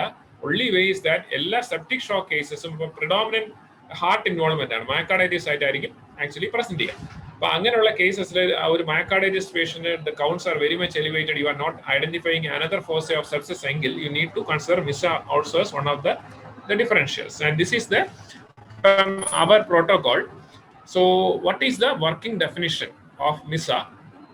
It includes 6 criteria. Severe illness requiring hospitalization in a person above 21 years. So below 21 years ആണ് MISC എന്ന് പറയും. And a positive test for current or previous SARS-CoV-2 infection during admission or in the previous 12 weeks. അപ്പോൾ കഴിഞ്ഞ 3 മാസത്തിനുള്ളിൽ Covid വന്നതായിട്ടുള്ള എന്തെങ്കിലും ഒരു evidence വേണം. അപ്പൊ അത് ആന്റിജൻ കിട്ടാനുള്ള ചാൻസ് കുറവാണ്. കാരണം ഇതൊരു hyper inflammatory response usually occurs after 25 days എന്ന് പറയുമ്പോൾ ആന്റിജൻ പോസിറ്റീവ് ആവാൻ ചാൻസ് കുറവാണ്. But PCR could be positive because PCR ചിലപ്പം ഈ വൈറൽ ഷെഡിങ് പിക്കപ്പ് ചെയ്യാൻ ചാൻസ് ഉള്ളതുകൊണ്ട് usually it is diagnosed using this antibody. നേരത്തെ പറഞ്ഞ കേസിലും we did an antibody testing and IgG was elevated ആയി കഴിഞ്ഞാൽ ഇഫ് ദ ബാക്കിയുള്ള ക്രൈറ്റീരിയ കൂടെ സാറ്റിസ്ഫൈ ചെയ്ത് കഴിഞ്ഞാൽ the treatment is actually high dose of steroids, methylprednisolone 1 to 1.5 grams load. Improvement illengil we should go for IVH. The third criteria is severe dysfunction of one or more extrapulmonary organs. The other patient had this myocarditis as well as transaminitis and renal failure. The lab evidence of severe inflammation, elevated CRP, ferritin, D-dimer and IL-6. ഇപ്പോൾ നേരത്തെ പ്രോകാൽസ്ട്രോണിൻ more than 100 കണ്ടില്ലേ, അത് ഒരു സെപ്സിസിന്റെ marker അല്ലേന്ന് ചോദിച്ചു കഴിഞ്ഞാൽ you should know one things, procalcitonin can be elevated as a part of inflammation also. അത് serial values വെച്ച് മാത്രമേ പറയാൻ പറ്റൂ, അല്ലാതെ ഒരു ബാക്ടീരിയൽ സെപ്സിസിന്റെ very very very specific marker അല്ല procalcitonin. In MIS-C also procalcitonin may be very much elevated. The fifth one is absence of severe respiratory illness. This is very very important. കാരണം ഒരു കോവിഡ് വന്ന ഒരു പേഷ്യന്റിന് ഒരു 3ാമത്തെ ആഴ്ച ഇതേപോലെ multi organ dysfunction ആയിട്ട് present ചെയ്യുന്നത് കോവിഡ് കൊണ്ട് തന്നെ ആയിക്കൂടെ എന്ന് ചോദിച്ചു കഴിഞ്ഞാൽ ഇറ്റ് ഇസ് പോസിബിൾ. കാരണം സിവിയർ കോവിഡിന് it can involve all the organs. But the basic difference between A severe Covid with modes and A MISA is that in MISA the lung is usually spared. അതായത് ഒരു ന്യൂമോണിയ യൂഷ്വലി കാണത്തില്ല. The patient is hypoxemic because of myocarditis and cardiac failure, and it is not because of pneumonia and ARDS. So that is very very important. So if the patient is having a pneumonia and patient is having a multi-organ dysfunction syndrome, it is likely to be a part of severe COVID-19. But if the lung is actually preserved and all other organ systems are sort of failed, with the inflammatory markers are going through the sky, അങ്ങനെയാണെങ്കിൽ it's likely to be MISA. And most important thing is it is actually a diagnosis of exclusion. We should be able to rule out shock, tropical fever syndromes, infective endocarditis, autoimmune conditions like SLE, vasculitis, etc. So ഇത് വളരെ വളരെ വളരെ important ആയിട്ടുള്ള ഒരു കാര്യമാണ്. Okay, the concept of MISA. എപ്പോഴാണ് ഈ മിസ ഉണ്ടാവുന്നത്? യൂഷ്വലി ഇത് പീക്ക് ചെയ്ത ശേഷമാണ് ഇങ്ങനത്തെ മിസ പോലത്തെ കേസസ് വരുന്നത്. അപ്പൊ നമുക്കറിയാം MISC UK ഡയഗ്നോസ് ചെയ്തപ്പോൾ UK ഈ ഡിസീസ് പീക്ക് ചെയ്ത ശേഷമാണ് they had a clustering of this atypical Kawasaki syndrome. So usually atypical Kawasaki എന്ന് പറയാൻ കാരണം എന്ന് പറഞ്ഞാൽ കുറച്ചും കൂടെ ഓൾഡർ ചിൽഡ്രൻ ആണ് വന്നത്. അപ്പൊ അട്ടിപ്പിക്കൽ കവാസാക്കി ലൈക്ക് മാനിഫെസ്റ്റേഷൻ വന്നപ്പോഴാണ് they tied it with the exposure to COVID-19 in the past. അങ്ങനെയാണ് MISC എന്ന് പറഞ്ഞ ഡിസീസ് ഡിഫൈൻ ചെയ്തത്. ഇപ്പോഴും നമ്മൾ കേരളം പ്ലാറ്റ്യൂയിങ് ഫേസിലാണല്ലോ. സോ അതുകൊണ്ടാണ് ട്രിവാൻഡ്രത്ത് I think we peak and now we are in the plateau phase and last month we had so many maybe 17 cases of MISC and around 7 cases of MISA. At least for all the septic shock we should have keep a DD as MISA. This is the algorithm for workup of MISC. അത് എല്ലാവർക്കും അല്ല, paediatricians ഒരിക്കലും ഇത് miss ചെയ്യാൻ ഒരു ചാൻസും ഇല്ല. So the criteria is that patient should be having fever with clinical suspicion for MISC to be entertained when more than 2 organ systems are involved. That is patient GI, abdominal pain, vomiting. So usually abdominal symptoms ആയിട്ടായിരിക്കും present ചെയ്യുന്നത്, that is vomiting as well as diarrhea. Cardiovascular involvement, presence of this bicytopenia or PANS, usually bicytopenia. Then the mucocutaneous involvement, the cracked lips, strawberry tongue, sore throat, then a patient will be having edema all the 4 limbs ഇങ്ങനെയൊക്കെ കാണാൻ chance ഉണ്ട് in paediatrics. Presence of lymphadenopathy, ഇവിടെ actually lymphadenopathy അത്ര അങ്ങനെ കാണാറില്ല. Neurological involvement as well. Okay, MISCയുടെ പിന്നെ echo ചെയ്യും, കൊറോണറി അന്യൂറിസം ഉണ്ടോ എന്ന് ചോദിക്കും. എല്ലാ പേഷ്യൻസിനും കൊറോണറി അന്യൂറിസം കാണാൻ നിർബന്ധമൊന്നുമില്ല. The treatment is steroids and IVIG. So basically this slide has been part of our the treatment protocol also. ഇത് യൂഷ്വലി ഇങ്ങനെ അട്ടിപ്പിക്കൽ പ്രസന്റേഷൻ ഉള്ളപ്പോൾ കോവിഡ് സസ്പെക്ട് ചെയ്യണമെന്ന് പറഞ്ഞിട്ടാണ് നേരത്തെ പറഞ്ഞത്. ഇത് പോസ്റ്റ് കോവിഡിന്റെ പാർട്ടായിട്ടും വരാം. നമ്മൾ ഡിസ്ചാർജ് ചെയ്തൊരു ആൾക്കും they can come back to us with say multivessel or large vessel stroke, can present with Kawasaki like illness, can present with multisystem inflammatory syndromes, hyperinflammatory shock, toxic shock syndrome like illness in children, acute MI ആയിട്ട് വരാൻ പറ്റും, Guillain-Barré syndrome ആയിട്ട് വരാം, viral encephalitis, ADEM, olfactory gustatory dysfunction or conjunctivitis. Sometimes the patient may come to you with say blurring of vision or painless loss of vision. അങ്ങനെയൊക്കെയാണ് venous sinus thrombosis ആയിരിക്കാം, central retinal artery or venous occlusion ഒക്കെ ആയിരിക്കാം. So we should keep this in mind. So this, at least in a subset of patient, this hypercoagulation or the tendency for thrombotic complications can pass to months. And this is the basic algorithm. So all the post-COVID patients, we should be focusing on the red flag signs like dyspnea, palpitation, chest pain, unilateral pedal edema or syncope. Unilateral pedal edema DVT pick ചെയ്യാൻ വേണ്ടിയാണ്. These patients with these symptoms, നമ്മുടെ telephonic interview വഴിയോ ആശ വഴിയോ ഇവരെ pickup ചെയ്ത് they should attend the post-COVID clinics in PHC, FHC and CHC. So, and if you think that the patient require further evaluation, there are two options. On the telemedicine platform proper ആയിട്ട് work ചെയ്യുന്നുണ്ടെങ്കിൽ, so you can actually consult with the consultants in the secondary tier, the level, the tier 2 post-COVID clinics or the tier 3 post-COVID clinics. ഇതാണ് നമ്മൾ ഉദ്ദേശിച്ചത്. What you are supposed to do in the post-COVID clinics, a thorough history and try to identify the cause. അപ്പോൾ നേരത്തെ algorithm വെച്ചിട്ട് ഇപ്പോൾ exceptional Disney ഉണ്ടെങ്കിൽ അത് anaemia ആണോ അല്ലെങ്കിൽ ലങ് പ്രോബ്ലം ആണോ ഹാർട്ട് പ്രോബ്ലം ആണോ കണ്ടുപിടിക്കുക. So temperature recording, heart rate and rhythm, blood pressure monitoring, respiratory examination, functional status, pulse oximetry and all those things. And if you think that the patient requires further evaluation which is not available in your center, probably you may have to refer the patient to the second tier or the third tier post-COVID clinics. Now coming to the treatment per se, treatment എന്ന് പറഞ്ഞപ്പോൾ ഡ്രഗ്സിൽ അധിഷ്ഠിതമായിരിക്കരുത് നമ്മുടെ treatment. നേരത്തെ പറഞ്ഞ പോലെ ഇപ്പോൾ ഉറക്കക്കുറവുള്ളവർക്ക് നമുക്ക് ടിവിയുടെ കാര്യമോ മൊബൈൽ 1 മണിക്കൂർ മുമ്പ് കാണരുതെന്നൊക്കെ പറയാം, ഉച്ചയ്ക്ക് ശേഷം കോഫി കുടിക്കരുതെന്ന് പറയാം. അതുപോലെ തന്നെ മെജോറിറ്റി ഓഫ് ദ പേഷ്യൻസിന് വളരെ റീഹാബിലിറ്റേഷൻ ഒന്നും വേണ്ടി വരത്തില്ല. ഇപ്പൊ എക്സേർഷണൽ ഡിസ്നി ഉള്ളവർക്ക് അല്ലെങ്കിൽ ഡീസാച്ചുറേഷൻ ഉള്ള ആൾക്കാർക്കാണ് യൂഷ്വലി വളരെ റീഹാബിലിറ്റേഷൻ ആൻഡ് ബ്രീത്തിങ് എക്സസൈസസ് വേണ്ടി വരുന്നത്. I not going to the details of these things. ഇതൊക്കെ വീഡിയോ ചെയ്യാവുന്നതേ ഉള്ളൂ. നമ്മളുടെ തന്നെ സൈറ്റിൽ ഇപ്പൊ NHL ഡോക്ടർ മനു ചെയ്ത ഒരു ബ്യൂട്ടിഫുൾ വീഡിയോ ഉണ്ട്, how to do this breathing exercises and how to do this wonder rehabilitation. അതിന്റെ റിട്ടേൺ മെറ്റീരിയൽ നമ്മുടെ പോസ്റ്റ് കോവിഡ് ക്ലിനിക്സിന്റെ അഡ്വൈസറിയുടെ പാർട്ടായിട്ട് തന്നെ ഉണ്ട്. The second one is those with this lung fibrosis. Antifibrotics like pirfenidone, nintedanib, etc. can be tried. Nintedanib എന്ന് പറയുന്ന ഒരു tyrosine kinase inhibitor ആണ്. അത് is now available in Kerala. It costs around 4,500 rupees per month. പക്ഷേ എല്ലാ പേഷ്യൻസിനും fibrosis കണ്ടെന്ന് പറഞ്ഞിട്ട് ആന്റിഫൈബ്രോട്ടിക്സ് start ചെയ്യേണ്ട യാതൊരു കാര്യമില്ല. So if you think that there is fibrosis, you refer to a pulmonologist. Pulmonologist FPC, BFT ഒക്കെ ചെയ്തിട്ട് if there is an indication for antifibrotics, only then we will be starting this antifibrotics. Okay. Now coming to the third aspect, anticoagulants. It's very very important. നേരത്തെ നമ്മൾ പറഞ്ഞ പോലെ thrombo inflammation ഉള്ള ഒരു disease ആണ് ഈ COVID-19. നമുക്ക് തന്നെ എക്സ്പീരിയൻസിൽ ഒത്തിരി പേഷ്യൻസ് റിക്കവറിക്ക് ശേഷം MI ആയിട്ട് വന്ന് മരിക്കുന്നുണ്ട്, അല്ലെങ്കിൽ സ്ട്രോക്ക് ഡെവലപ്പ് ചെയ്യുന്നുണ്ട്, പൾമണറി എംബോളിസം വരുന്നുണ്ട്. One of our PGs develop pulmonary embolism after discharge എന്ന് പറഞ്ഞിട്ട് ഒരു നമുക്കിപ്പോൾ 6 lakh പോപ്പുലേഷൻ മീൻസ് ഇതുവരെ COVID-19 വന്നു, അതിനെക്കാട്ടി എത്രയോ പേർക്ക് അറിയാതെ വന്നു കാണാം. അത് വെച്ച് നോക്കുമ്പോൾ ഈ ത്രോംബോട്ടിക് കോംപ്ലിക്കേഷൻസ് എന്ന് പറഞ്ഞ നമ്പർ അത്ര വലിയ കൂടുതലൊന്നുമല്ല. ഒരു ഇൻഡിവിജ്വൽ ലെവലിൽ ഈ ലോങ് ടൈം ആന്റികോഗുലേഷൻ വേണമെന്നാണ് നമ്മൾ നോക്കേണ്ടത്. So when the patient is hospitalised, നമ്മളുടെ ആന്റികോഗുലേഷൻ പ്രോട്ടോകോൾ അനുസരിച്ച് if the patient requires prophylactic or therapeutic anticoagulation we need to give that.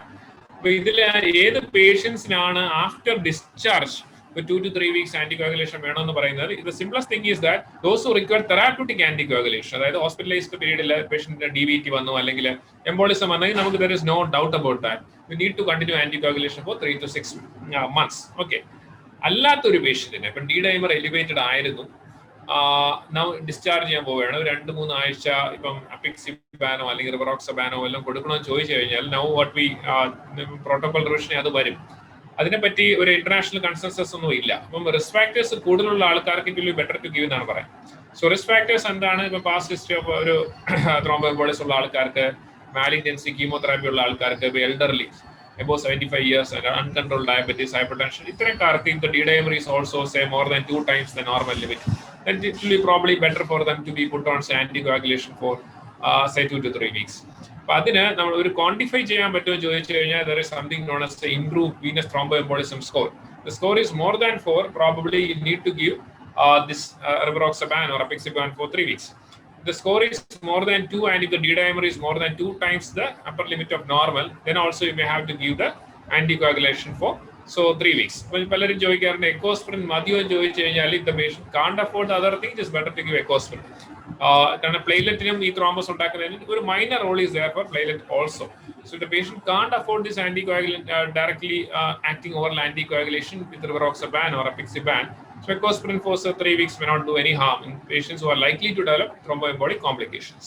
The fourth one is cardiac failure. So cardiac failure identify ചെയ്തു കഴിഞ്ഞാൽ പിന്നെ cardiac failure treatment വേണം. The fifth one is how are you going to tackle this fatigue syndrome? Chronic fatigue തന്നെ ആവണമെന്നില്ല. How will you tackle this fatigue syndrome or the non-specific symptoms? അതിന് we know that ഒരു drug of choice ഒന്നും ഒരിക്കലും വരാൻ പോകുന്നില്ല. എന്നാലും tried ones are the omega-3 fatty acid. Then the patients may be having hypovitaminosis D and they will respond to vitamin D, vitamin E, etc. And neuralgic pain, നേരത്തെ പറഞ്ഞ പോലെ neuralgic pain ആണെങ്കിൽ you can give pregabalin and gabapentin.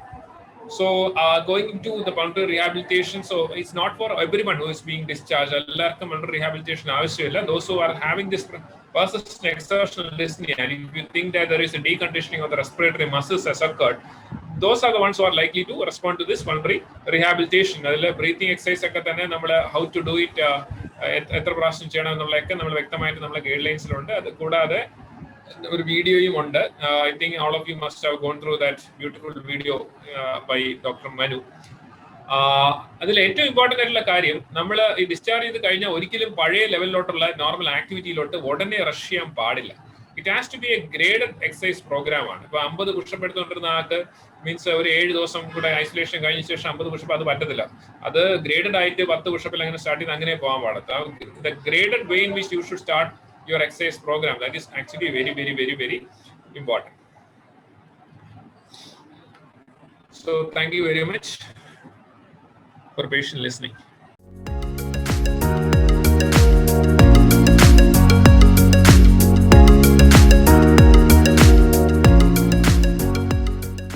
അതിൽ ഒന്ന് muscle pain കണ്ടായിരുന്നു. Muscle pain actually important symptom ആണ്. അതിൻ്റെ കൂടെ ഒരു മീൻസ് ഡിസ്നെയും കൂടെ പറയുകയാണെങ്കിൽ ഡെഫിനറ്റ്ലി DVD റൂൾ ഔട്ട് ചെയ്യണം. പക്ഷേ മസിൽ പെയിൻ മാത്രമേ ഉള്ളൂ, നമ്മൾ എക്സാം ചെയ്യാൻ പ്രത്യേകിച്ച് ഒന്നും കണ്ടില്ലെങ്കിൽ ജസ്റ്റ് സിംറ്റമാറ്റിക് ട്രീറ്റ്മെന്റ് കൊടുത്താൽ മതി. ഞാൻ ഡോക്ടർ സുജിത്, അനസ്തറ്റിസ്റ്റ് ആണ്. ഹലോ സർ, കേൾക്കാം സർ. ഈ പോസ്റ്റ് കോവിഡ് വന്നിട്ട് എലക്ടീവ് കേസിന് ഒരു പ്രോട്ടോകോൾ ഉണ്ടായോ? എത്ര കാലം കഴിഞ്ഞ് എലക്ടീവ് കേസിന് ഒരു പേഷ്യന്റിനെ എടുക്കാം കോവിഡ് കഴിഞ്ഞിട്ട്? ആക്ച്വലി നമ്മൾ ഒരു 14 ഡേയ്സിന് ശേഷം എലക്ടീവ് കേസിന് എടുക്കാനാണ് ആക്ച്വലി പറയുന്നത്. നമ്മുടെ സ്റ്റേറ്റ് പ്രോട്ടോകോൾ അല്ല, ബാക്കിയുള്ള സെന്റേഴ്സിലൊക്കെ ചെയ്യുന്നത് 14 ഡേയ്സിന് ശേഷം എടുക്കും. എമർജൻസി കേസ് ആണെങ്കിൽ അത് റിസ്ക് വേഴ്സ് ബെനിഫിറ്റ് ആയിട്ട് നേരത്തെ ചെയ്യാറുണ്ട്, ലൈക്ക് അന്യൂറിസം ക്ലിപ്പിംഗ് ഒക്കെ ആണെങ്കിൽ. അല്ലെങ്കിൽ 14 ഡേയ്സിന് ശേഷം എടുക്കുന്നതായിരിക്കും നല്ലത്. 14 ഡേയ്സ് ഓഫ് ഡിസ്ചാർജ് ആണ് സാറേ, ഫ്രം ദ സിംറ്റം ഓൺസെറ്റ് അല്ല. എമർജൻസിക്ക് ഇത് ബാധകമല്ല. ഇതിൽ ഒരു ഇൻട്രസ്റ്റിംഗ് ക്വസ്റ്റ്യൻ കാണിച്ചു, ഇതിൽ എംബോളിക് സിൻഡ്രോമും APLA ആയിട്ട് ബന്ധമുണ്ടോ എന്ന് ചോദിച്ചിട്ടുണ്ട്. അപ്പൊ ആക്ച്വലി നമ്മളെ ഈ പത്തോഫിസിയോളജി ഓഫ് അല്ലെങ്കിൽ കാഹ, കോവിഡ് അസോസിയേറ്റഡ് ഹീമോസ്റ്റാറ്റിക് അബ്നോർമാലിറ്റീസിൽ ഒന്ന് ദിസ് APLA ആന്റിബോഡീസ് തന്നെയാണ്. പക്ഷെ എന്ന് പറഞ്ഞാൽ ട്രീറ്റ്മെന്റ് വ്യത്യാസം ആക്ച്വലി വരുന്നില്ല. അപ്പൊ ഇതിൽ നമ്മൾ ഇംപ്രൂവ് VT സ്കോർ നോക്കുമ്പോൾ എപ്പോഴും ഒരു മോർ ദാൻ 4 എന്ന് പറയുമ്പോൾ അതിൽ 3 പോയിന്റ് കിട്ടുന്നത് പ്രീവിയസ് എപ്പിസോഡ് ഓഫ് ത്രോംബോഎംബോളിസം, അത് കഴിഞ്ഞ ഒരു ക്യാൻസർ, പിന്നെ അല്ലെങ്കിൽ ത്രോംബോഫീലിയ കണ്ടീഷൻസ്, പിന്നെ അത് റിസ്ക് ഫാക്ടേഴ്സ് ആണ്. അപ്പൊ നമ്മൾ കോവിഡിന് എപ്പോഴും ഒരു ത്രോംബോഫീലിയ കണ്ടീഷൻ ആയിട്ട് എടുത്ത് 1 പോയിന്റ് കൊടുത്ത് വേണം ഈ VT സ്കോർ കാൽക്കുലേറ്റ് ചെയ്യാൻ. എസ്പെഷ്യലി ഹൈപ്പോക്സിമിക് മീൻസ് കോവിഡിനൊക്കെ തന്നെ ത്രോംബോഫീലിയ ഉണ്ടെന്നുള്ള ഒരു അസംഷനിൽ 1 പോയിന്റ് കൊടുത്ത് വേണം നമ്മൾ ഇംപ്രൂവ് VT സ്കോർ കാൽക്കുലേറ്റ് ചെയ്യാൻ. APLA ആന്റിബോഡീസ് ഡിസ്ക്രൈബ്ഡ് ആണ് കോവിഡിൽ. ക്രൈറ്റീരിയ ടു ഡയഗ്നോസ്, ഇപ്പൊ നമ്മൾ ഇന്നലത്തെ ലാൻസെറ്റിലും ഒരു ഇക്വഡോറിൽ ഒരു പേഷ്യന്റ് റീഇൻഫെക്ഷൻ വന്നു എന്ന് പറഞ്ഞ് പബ്ലിഷ് ചെയ്തിട്ടുണ്ടായിരുന്നു. അപ്പൊ അതിൽ ഇൻട്രസ്റ്റിംഗ് തിങ് എന്ന് പറഞ്ഞാൽ നമ്മളെല്ലാം തന്നെ പല കേസസ് റീഇൻഫെക്ഷൻ കണ്ടിട്ടുണ്ട്. പിന്നെ എന്തുകൊണ്ടാണ് ഈ ലാൻസെറ്റ് ഇപ്പോഴും ഒരു കേസ് റീഇൻഫെക്ഷൻ ഒക്കെ പബ്ലിഷ് ചെയ്യാൻ ചോദിച്ചു കഴിഞ്ഞാൽ, ഇത് റീഇൻഫെക്ഷൻ എന്ന് ഉറപ്പിച്ച് പറയണമെങ്കിൽ ജീനോമിക് സ്റ്റഡി വേണം. സ്റ്റഡി ചെയ്തിട്ട് അതിന്റെ ആദ്യത്തെ സ്ട്രെയിനും ഇപ്പോഴത്തെ സ്ട്രെയിനും തമ്മിൽ വേരിയേഷൻ ഉണ്ടെന്നൊക്കെ പ്രൂവ് ചെയ്യണം. അപ്പൊ അങ്ങനെ പലപ്പോഴും പറ്റില്ല. ഇപ്പൊ നമുക്ക് തന്നെ ഒരു കേസ് ഇപ്പം വന്ന് ഒരു ജൂലൈയിലും ഉണ്ടായിരുന്നു പറഞ്ഞു കഴിഞ്ഞാൽ ജൂലൈയിലുള്ള അതും PCR ആണെങ്കിൽ മാത്രമേ അത് സ്റ്റോർ ചെയ്ത് വെച്ചിട്ടുണ്ടെങ്കിൽ മാത്രമേ അതിന്റെ സീക്വൻസിങ് നമുക്ക് അയക്കാൻ പറ്റത്തുള്ളൂ. അപ്പൊ യൂഷ്വലി ഈ റീഇൻഫെക്ഷൻ ആണോ അല്ലേ എന്നുള്ളത് നമുക്ക് പ്രൂവ് ചെയ്യാൻ അത്ര ഈസി അല്ല.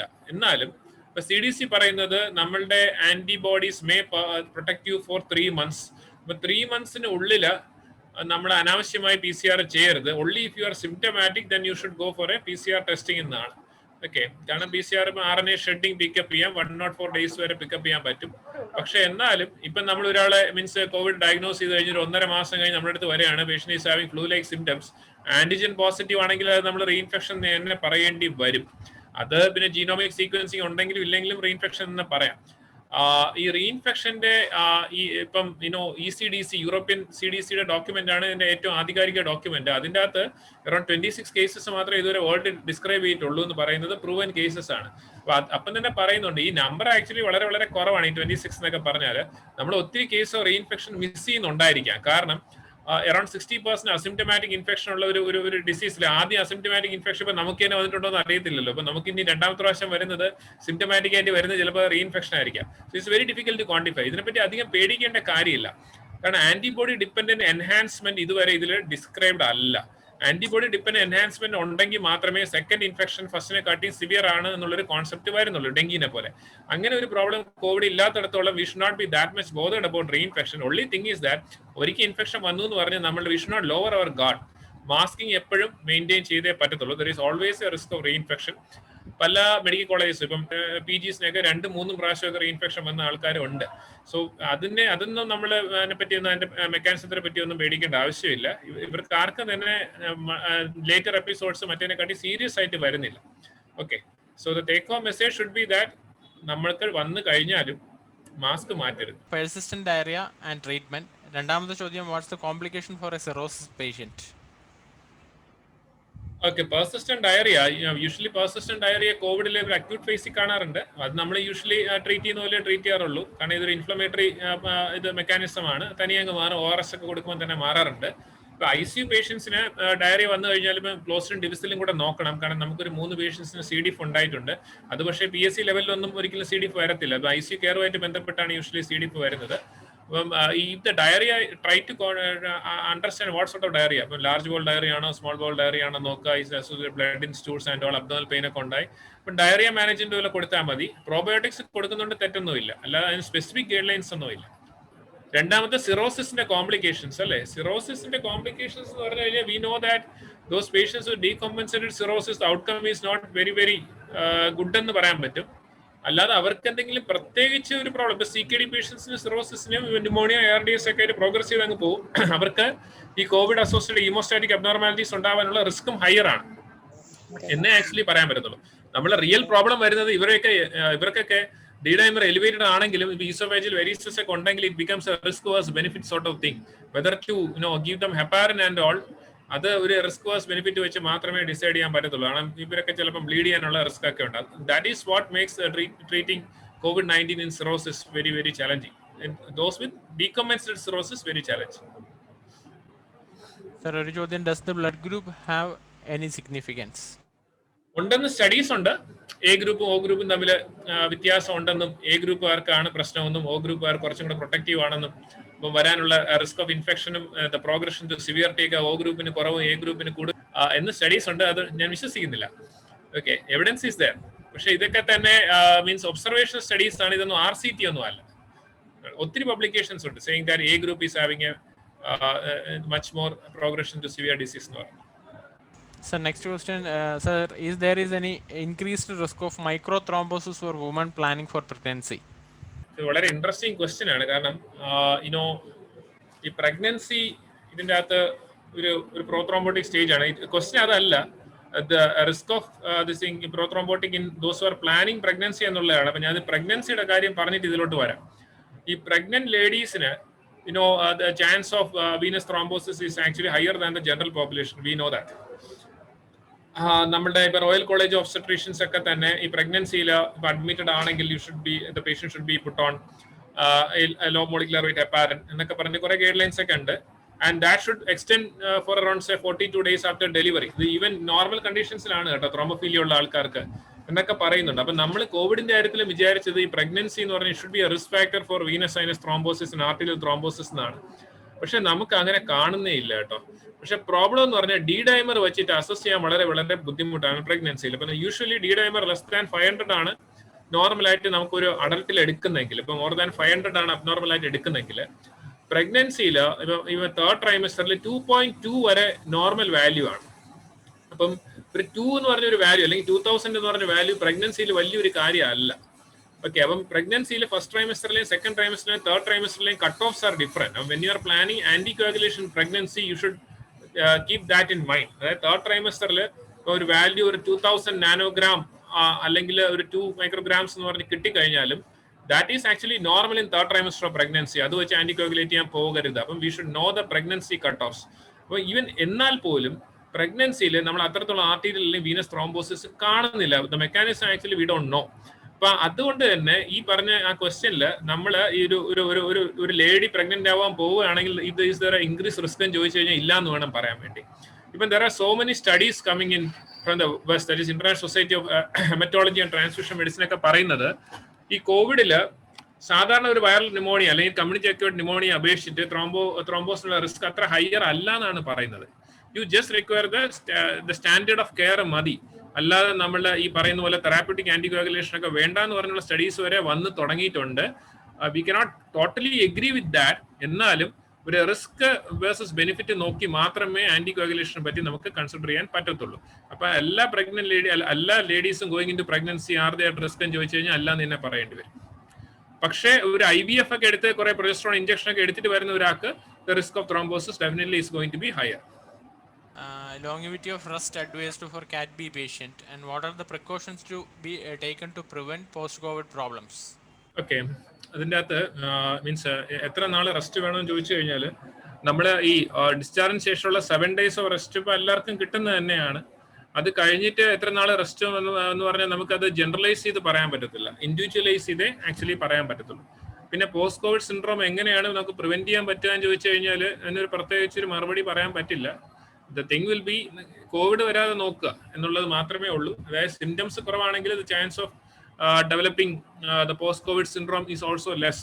അതായത് ഉദ്ദേശിച്ചതെന്ന് പറഞ്ഞാൽ ഇപ്പം നമുക്ക് മാസ്ക് ഇട്ടാണ് എക്സ്പോഷർ കിട്ടുന്നതെങ്കിൽ usually our observation is that ഈ മാസ്ക് വെച്ച് ഇൻഫെക്ഷൻ കിട്ടുന്ന ആൾക്കാർക്ക് അവർക്ക് അത്ര സീരിയസ് ഇൻഫെക്ഷൻ വരാറില്ല. അങ്ങനെയാണെങ്കിൽ പോസ്റ്റ് കോവിഡ് വരാനുള്ള ചാൻസ് കുറവാണ്. പിന്നെ ഉള്ളത് ഇപ്പം നമുക്ക് uncontrolled diabetes, uncontrolled hyper tension, obesity, ഈ 3 ആസ്പെക്ട്. ഇപ്പം നമുക്ക് കോവിഡ് ഇപ്പം ഇന്നൊന്നും തീരാൻ പോകുന്നില്ല, ഒരു 6-7 മാസം കൂടെ നമ്മളിവിടെ കാണും. ഇപ്പം നമുക്ക് അൺകൺട്രോൾ ഡയബറ്റീസ് ഉള്ള ആൾക്കാരാണെങ്കിൽ ഡയബറ്റീസ് കൺട്രോൾഡ് ആക്കി വയ്ക്കണം. ഇപ്പം നമ്മൾ ഡയബറ്റീസ് ഒരു ബാഡ് പ്രോഗ്നോസ്റ്റിക് ഫാക്ടർ എന്ന് പറയുമ്പോഴും അൺകൺട്രോൾ ഡയബറ്റീസ് ആണ് ഒരു bad prognostic factor. Okay, because it is related to endothelial inflammation. അപ്പൊ അത് ഡയബറ്റീസ് കൺട്രോൾ ചെയ്യുക, ഹൈപ്പർ ടെൻഷൻ കൺട്രോൾ ചെയ്യുക. ഇപ്പൊ ഒബേസ് ആയിട്ടുള്ള ആൾക്കാർക്ക് വെയിറ്റ് ഒന്ന് കുറയ്ക്കാൻ നോക്കുക. ഇനിയിപ്പം അധികം സമയമൊന്നും ഇല്ല, എന്നാൽ പോലും കുറയ്ക്കാൻ നോക്കുക. Because obesity in youngsters even without other complication, obesity എന്ന് പറഞ്ഞാൽ it's a very very bad prognostic sign. അപ്പൊ അത് മാത്രമേ ചെയ്യാൻ പറ്റത്തുള്ളൂ. അതായത് നമുക്ക് ഇപ്പോൾ ഉള്ള എക്സിസ്റ്റിംഗ് ഡിസീസ് ഒക്കെ അണ്ടർ കൺട്രോൾ ആക്കി വെച്ച് കഴിഞ്ഞാൽ കോവിഡ് വരുമ്പോൾ സിവിയർ ആയിട്ട് വരത്തില്ല. അങ്ങനെയാണെങ്കിൽ പോസ്റ്റ് കോവിഡ് സിൻഡ്രോം വരാനുള്ള ചാൻസ് കുറവായിരിക്കും. സർ, ഒരു ചോദ്യം കൊണ്ട് വന്നിട്ടുള്ളത്, one patient who was on injectable anabolic steroids for fitness when turned COVID positive stopped the injectables, now on symptomatic treatments but have fatigue and cough, vitals are stable. What all we have to advise him in post COVID time? ഇതിൻ്റെ അകത്ത് നോക്കേണ്ടത് നേരത്തെ നമുക്ക് 2 aspect ഉണ്ട്. ഈ നമ്മൾ ഈ ഫറ്റീഗബിലിറ്റി എന്ന് എപ്പോഴും പറയുമ്പോൾ 2 ആസ്പെക്ട്. ഒന്ന് ഹൈപ്പോതൈറോയിഡിസം ആണ്. പലരും ഈ സൈറ്റോകൈൻ സ്റ്റോമിന്റെ പാർട്ടായിട്ട് തൈറോയിഡൈറ്റിസും കൂടെ ചിലപ്പോൾ വരാൻ ചാൻസ് ഉണ്ട്. ഇപ്പം നമ്മൾ 75 മൈക്രോഗ്രാംസ് ഇപ്പം തൈറോനോം എടുത്തുകൊണ്ടിരിക്കുന്ന ആൾക്ക് ചിലപ്പം റിക്വയർമെന്റ് കൂടും. TSH ഒക്കെ ചിലപ്പോൾ മീൻസ് കുറച്ചും കൂടെ എലിവേറ്റഡ് ആവാൻ ചാൻസ് ഉണ്ട്. അപ്പൊ അവർക്ക് 100 വേണ്ടി വരും. ഫറ്റീഗബിലിറ്റിയുടെ കറക്റ്റബിൾ കോസിൽ ഒന്ന് ഈ തൈറോയിഡൈറ്റിസ് ആൻഡ് ഹൈപ്പോതൈറോയിഡിസം ഉണ്ട്, രണ്ടാമത്തെ അഡ്രിനൽ ഇൻവോൾവ്മെന്റ് ആണ്. അപ്പൊ നമ്മൾ ഈ പലപ്പോഴും ട്രീറ്റ്മെന്റ് പാർട്ടായിട്ട് ഡെക്സാമെഥസോൺ കൊടുക്കുന്നവർക്ക് നമ്മൾ ഒരു 7 to 10 days ആണ് കൊടുക്കുന്നെങ്കിലും ഡെക്സാമെഥസോൺ എന്ന് പറയുന്നത് actually very very powerful steroid. അപ്പൊ അഡ്രിനൽ സപ്രഷൻ വരാൻ ചിലപ്പം ചാൻസ് ഉണ്ട് കേട്ടോ. അപ്പം ഈ ഫറ്റീഗബിലിറ്റി പെർസിസ്റ്റ് ചെയ്യണമെങ്കിൽ നമ്മൾ ഫാസ്റ്റിംഗ് 8 AM കോർട്ടിസോൾ ഒക്കെ ചെയ്യണം. That applies to this gentleman also. അദ്ദേഹം ആനബോളിക് സ്റ്റിറോയിഡ്സ് എത്ര ഡോസിൽ എത്ര നാൾ എടുത്തെന്ന് നമുക്ക് അറിയത്തില്ല. So look for adrenal suppression. ഇത്രേ ഉള്ളൂ. ഉണ്ടെങ്കിൽ നമ്മൾ മീൻസ് അതിന്റെ സപ്ലിമെന്ററി ഡോസ് ഓഫ് സ്റ്റിറോയിഡ്സ് കുറച്ച് നാളും കൂടെ കൊടുക്കും. ഇത്രേ ഉള്ളൂ. സർ ഒരു ചോദ്യം post COVID hypertension. Post COVID hyper tension.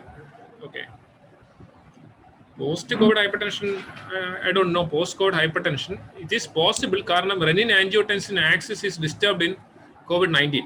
അപ്പൊ നമ്മൾ ഈ കോവിഡിന്റെ പാർട്ടായിട്ട് ഈ ഹൈപ്പർ ടെൻസീവ് എമർജൻസി കാണാറുണ്ട്. കാരണം നമുക്കിപ്പോ സ്ട്രോക്ക് സിൻഡ്രോംസ് എന്ന് പറയുമ്പോൾ ഇപ്പം അത് ഇൻഫാർക്റ്റും ആകാൻ പറ്റും, ഹെമറേജും ആകാൻ പറ്റും. Our observation is that usually AC2 receptor വഴിയാണല്ലോ കയറുന്നത്. അപ്പൊ renin angiotensin axis is also disturbed. So there is always a chance of ഈ hypertensive there is always a chance of fluctuations in blood pressure occur in COVID-19. കാരണം നമ്മൾ ഈ bleed കണ്ടിട്ടുള്ള എല്ലാം തന്നെ ഈ ഹൈപ്പർടെൻസീവ് ബ്ലീഡുമായിട്ട് ബന്ധപ്പെട്ട ഏരിയാസിലാണ്. ഇപ്പൊ തലാമസ് അല്ലെങ്കിൽ പോണ്ടൈൻ അല്ലെങ്കിൽ സെറിബെല്ലാർ ബ്ലീഡ്സ് ആണ്. ഇൻഫാർക്റ്റ് എടുത്ത് നോക്കിയാലും ഇത് കൂടുതൽ കാണുന്നത് ഈ ക്യാപ്സുലോ ഗാംഗ്ലിയോണിക് ഏരിയയിലോ അല്ലെങ്കിൽ പോൺസിലൊക്കെയാണ് കാണുന്നത്. അപ്പൊ ഇതിലെല്ലാം തന്നെ ഒരു ഹൈപ്പർടെൻഷനുമായിട്ട് ഒരു ലിങ്ക് ഉണ്ട്. ഇത് റെനിൻ ആൻജിയോടെൻസിൻ ആക്സിസിന്റെ ഡിസ്റെഗുലേഷൻ കാരണമാണ് ഇങ്ങനെ ആക്ച്വലി ഉണ്ടാകുന്നത്. അപ്പൊ അത് COVID-19 ആക്റ്റീവായിട്ട് നിൽക്കുന്ന സമയത്ത് കൊണ്ട് that can actually persist in to the post COVID period also. ഈ പോസ്റ്റ് കോവിഡ് എന്ന് പറയുമ്പോൾ മോർ ദാൻ 21 ഡേയ്സ് നിൽക്കുമോ എന്നുള്ള കാര്യത്തിൽ I am not really sure. But then up to 21 days നിൽക്കാൻ എന്തായാലും ചാൻസ് ഉണ്ട്. കാരണം സിവിയർ ഡിസീസിൽ 3 weeks to 6 weeks ആണ് റിക്കവറി ടൈം. ആ സമയത്ത് there are going to be fluctuations in the blood pressure. Antigen positivity എത്ര നാൾ ലാസ്റ്റ് ചെയ്യാം? അത് ആൻസർ ചെയ്യാൻ പറ്റുന്ന ഏക ആൾക്കാർ മലയാളീസ് ആണ്, അറിയാലോ. നമ്മൾ മാത്രമേ ടെസ്റ്റ് ചെയ്തുകൊണ്ടിരിക്കുന്നുള്ളൂ. ബാക്കിയുള്ള എല്ലായിടത്തും ടൈം ബേസ്ഡ് ഡിസ്ചാർജ് ക്രൈറ്റീരിയ ആണ്. ദാറ്റ് ഈസ് ഒരു മൈൽഡ് ഡിസീസ് ആണെങ്കിൽ 10 days കഴിഞ്ഞ് കഴിഞ്ഞാൽ you are not going to culture the virus. Replication competent virus 10 days ശേഷം ഒരിക്കലും കിട്ടില്ല. അതുപോലെ തന്നെ മോഡറേറ്റ് ടു സിവിയർ ഡിസീസിന് 15-20 days ശേഷം ഒരിക്കലും കിട്ടത്തില്ല. So they are totally non infectious after 10 days for majority of the people. അപ്പൊ അത് ആന്റിജൻ ടെസ്റ്റ് ചെയ്യുന്നില്ല. അപ്പൊ നമ്മൾ മാത്രമേ ആന്റിജൻ ടെസ്റ്റ് ചെയ്യുന്നുള്ളൂ. അപ്പൊ ഇത് എത്ര നാൾ നിൽക്കുമെന്ന് ചോദിച്ചു കഴിഞ്ഞാൽ നമുക്ക് അങ്ങനെ ആക്ച്വലി പറയാൻ പറ്റുന്നില്ല. കാരണം ഈവൻ അസിംപ്റ്റമാറ്റിക് പേഷ്യൻസ് ഒരു 40 days 45 days നിൽക്കുന്ന നമുക്കറിയാം. But that is not really related to disease severity എന്നുള്ളത് നമ്മൾ ഒബ്സർവേഷൻ ആണ്.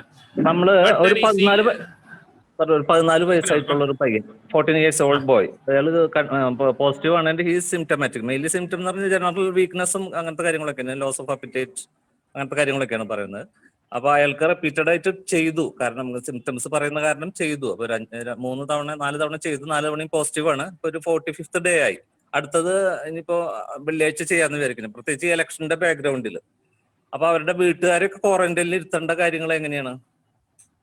ഇയാള് പോസിറ്റീവ് ആയിക്കൊണ്ടിരിക്കുമ്പോ, ആന്റിജൻ ആണ് പോസിറ്റീവ് ആയിക്കൊണ്ടിരിക്കുന്നത്. ഇയാള് വീട്ടിലാണോ? വീട്ടിലാണ്. CFLTസിലേക്ക് മാറ്റിയിരുന്നു. പിന്നെ അവിടെ നിന്ന് 14 ദിവസം കഴിഞ്ഞപ്പോ വീട്ടിലേക്ക് വിട്ടു. പോസിറ്റീവായിട്ട് തന്നെ വിട്ടു വീട്ടിലേക്ക്. ഇത്തരം കേസൊക്കെ നമുക്ക് ആൻസർ ചെയ്യാൻ വളരെ ബുദ്ധിമുട്ടാണ്. കാരണം എന്ന് വെച്ചാല് ആന്റിജൻ പോസ്റ്റ് നമ്മൾ PCR ആണ് നമ്മള് ഈ വൈറൽ ഷെഡിങ്ങും നോൺ ഇൻഫെക്റ്റീവ് എന്നൊക്കെ പറഞ്ഞ സ്റ്റഡീസ് PCR വെച്ച് ബന്ധപ്പെട്ട് മാത്രമേ ഉള്ളൂ. ഈ ആന്റിജനുമായിട്ട് ബന്ധപ്പെട്ടില്ല. ആന്റിജനിലും നമ്മള് റിസർച്ച് സയന്റിസ്റ്റ് പറയുന്നത് ഈ പ്രോട്ടീൻ ആയതുകൊണ്ട് അതിലും ഈ ഡെഡ് വൈറസിന്റെ പ്രോട്ടീൻ ആയിരിക്കാം എന്നൊക്കെ പറഞ്ഞാലും ഇഫ് ആന്റിജൻ ഈസ് പോസിറ്റീവ് നമ്മളത് നെഗറ്റീവ് ആകുന്നവരെ ഇൻഫെക്റ്റീവ് ആയിട്ട് കൺസിഡർ ചെയ്യുന്നതായിരിക്കും നല്ലത് സാറേ. അങ്ങനെയാണെങ്കിൽ അവരെ ക്വാറന്റൈനിൽ ഇരുത്തണമല്ലോ, അവരെ പ്രൈമറി കോണ്ടാക്ട്സിനൊക്കെ വീട്ടിൽ. ഞാൻ പറയുന്നത് ചിലപ്പോൾ ശരിയാകണമെന്ന് ഒരു നിർബന്ധവും ഇല്ല. എന്നാലും ഒരു പ്രാക്ടിക്കൽ ആസ്പെക്റ്റിൽ അങ്ങനെ എടുക്കുന്നതായിരിക്കും നല്ലത്. ശരി സാർ, താങ്ക് യു. സർ ഒരു ചോദ്യം, how long should we continue oral steroids in category C patients? ഈ ഓറൽ സ്റ്റിറോയിഡ്സിന് നമ്മൾ കണ്ടിന്യൂ ചെയ്യാൻ വേണ്ടി ഒരു ഗൈഡ് ലൈൻസിലും ഇൻഡിക്കേഷൻസ് ഒന്നും പറയുന്നില്ല. നമ്മൾ ഒരു 7 to 10 days ഓഫ് സ്റ്റിറോയിഡ്സ് എന്നേ പറയുന്നുള്ളൂ. പക്ഷെ നമുക്ക് അറിയാം അത് കഴിഞ്ഞിട്ടുള്ള എക്സ്റേയുടെയോ അല്ലെങ്കിൽ CTയുടെയും ഇത് വെച്ചിട്ട് ഒരു 2 to 3 weeks പല പേഷ്യൻസിനും ഓറൽ സ്റ്റിറോയിഡ്സ് കണ്ടിന്യൂ ചെയ്യാറുണ്ട്. നമ്മളൊരു ഫിസിഷ്യൻ അല്ലെങ്കിൽ ഒരു റെസ്പിറേറ്ററി മെഡിസിൻ പൾമോളജിസ്റ്റിന്റെ അഡ്വൈസ് പ്രകാരം നമ്മൾ കണ്ടിന്യൂ ചെയ്യാറുണ്ട്. പക്ഷെ അത് ഒരിക്കലും ഒരു ജനറലൈസ്ഡ് സ്റ്റേറ്റ്മെന്റ് അല്ല. എല്ലാ പേഷ്യന്റിനും വേണ്ടി വരും എന്നുള്ളതല്ല. Some patients might require for 2 to 3 weeks. ചില ആൾക്കാർക്ക് ഇപ്പം CTയിൽ ഒരു ഇൻഡസ്ട്രിഷ്യൽ തിക്കനിങ് അല്ലെങ്കിൽ ഒരു ഫൈബ്രോസിന്റെ ബിഗിനിങ് ഒക്കെ കാണുന്നതാണെങ്കിൽ ഒരു മാസം വരെയൊക്കെ പൾമോളജിസ്റ്റ് സ്റ്റിറോയിഡ്സ് കൊടുക്കാറുണ്ട്. ഇതൊരു ജനറൽ സ്റ്റേറ്റ്മെന്റ് അല്ല, ഇൻഡിവിജ്വലൈസ് ചെയ്ത് മാത്രമേ കൊടുക്കാൻ പറ്റുള്ളൂ. കാരണം സ്റ്റിറോയിഡ്സ് ഒരു ഡബിൾ എഡ്ജ്ഡ് വെപ്പൺ ആണ്. ഈ സ്റ്റിറോയിഡ്സും ആന്റിബോഡി റെസ്പോൺസും തമ്മിൽ എന്തെങ്കിലും ബന്ധമുണ്ടോ എന്ന കാര്യത്തിൽ നമുക്ക് അറിയത്തില്ല. ആവശ്യമുണ്ടെങ്കിൽ മാത്രമേ നമ്മൾ സ്റ്റിറോയിഡ് യൂസ് ചെയ്യാവൂ. Okay, if exertional dyspnoea is there with hypoxaemia we will continue steroids. Sir ഒരു ചോദ്യം, can Bell's palsy or hypertrophia occur post COVID situation? ഇങ്ങനൊരു ചോദ്യം വന്നിട്ടുണ്ട്.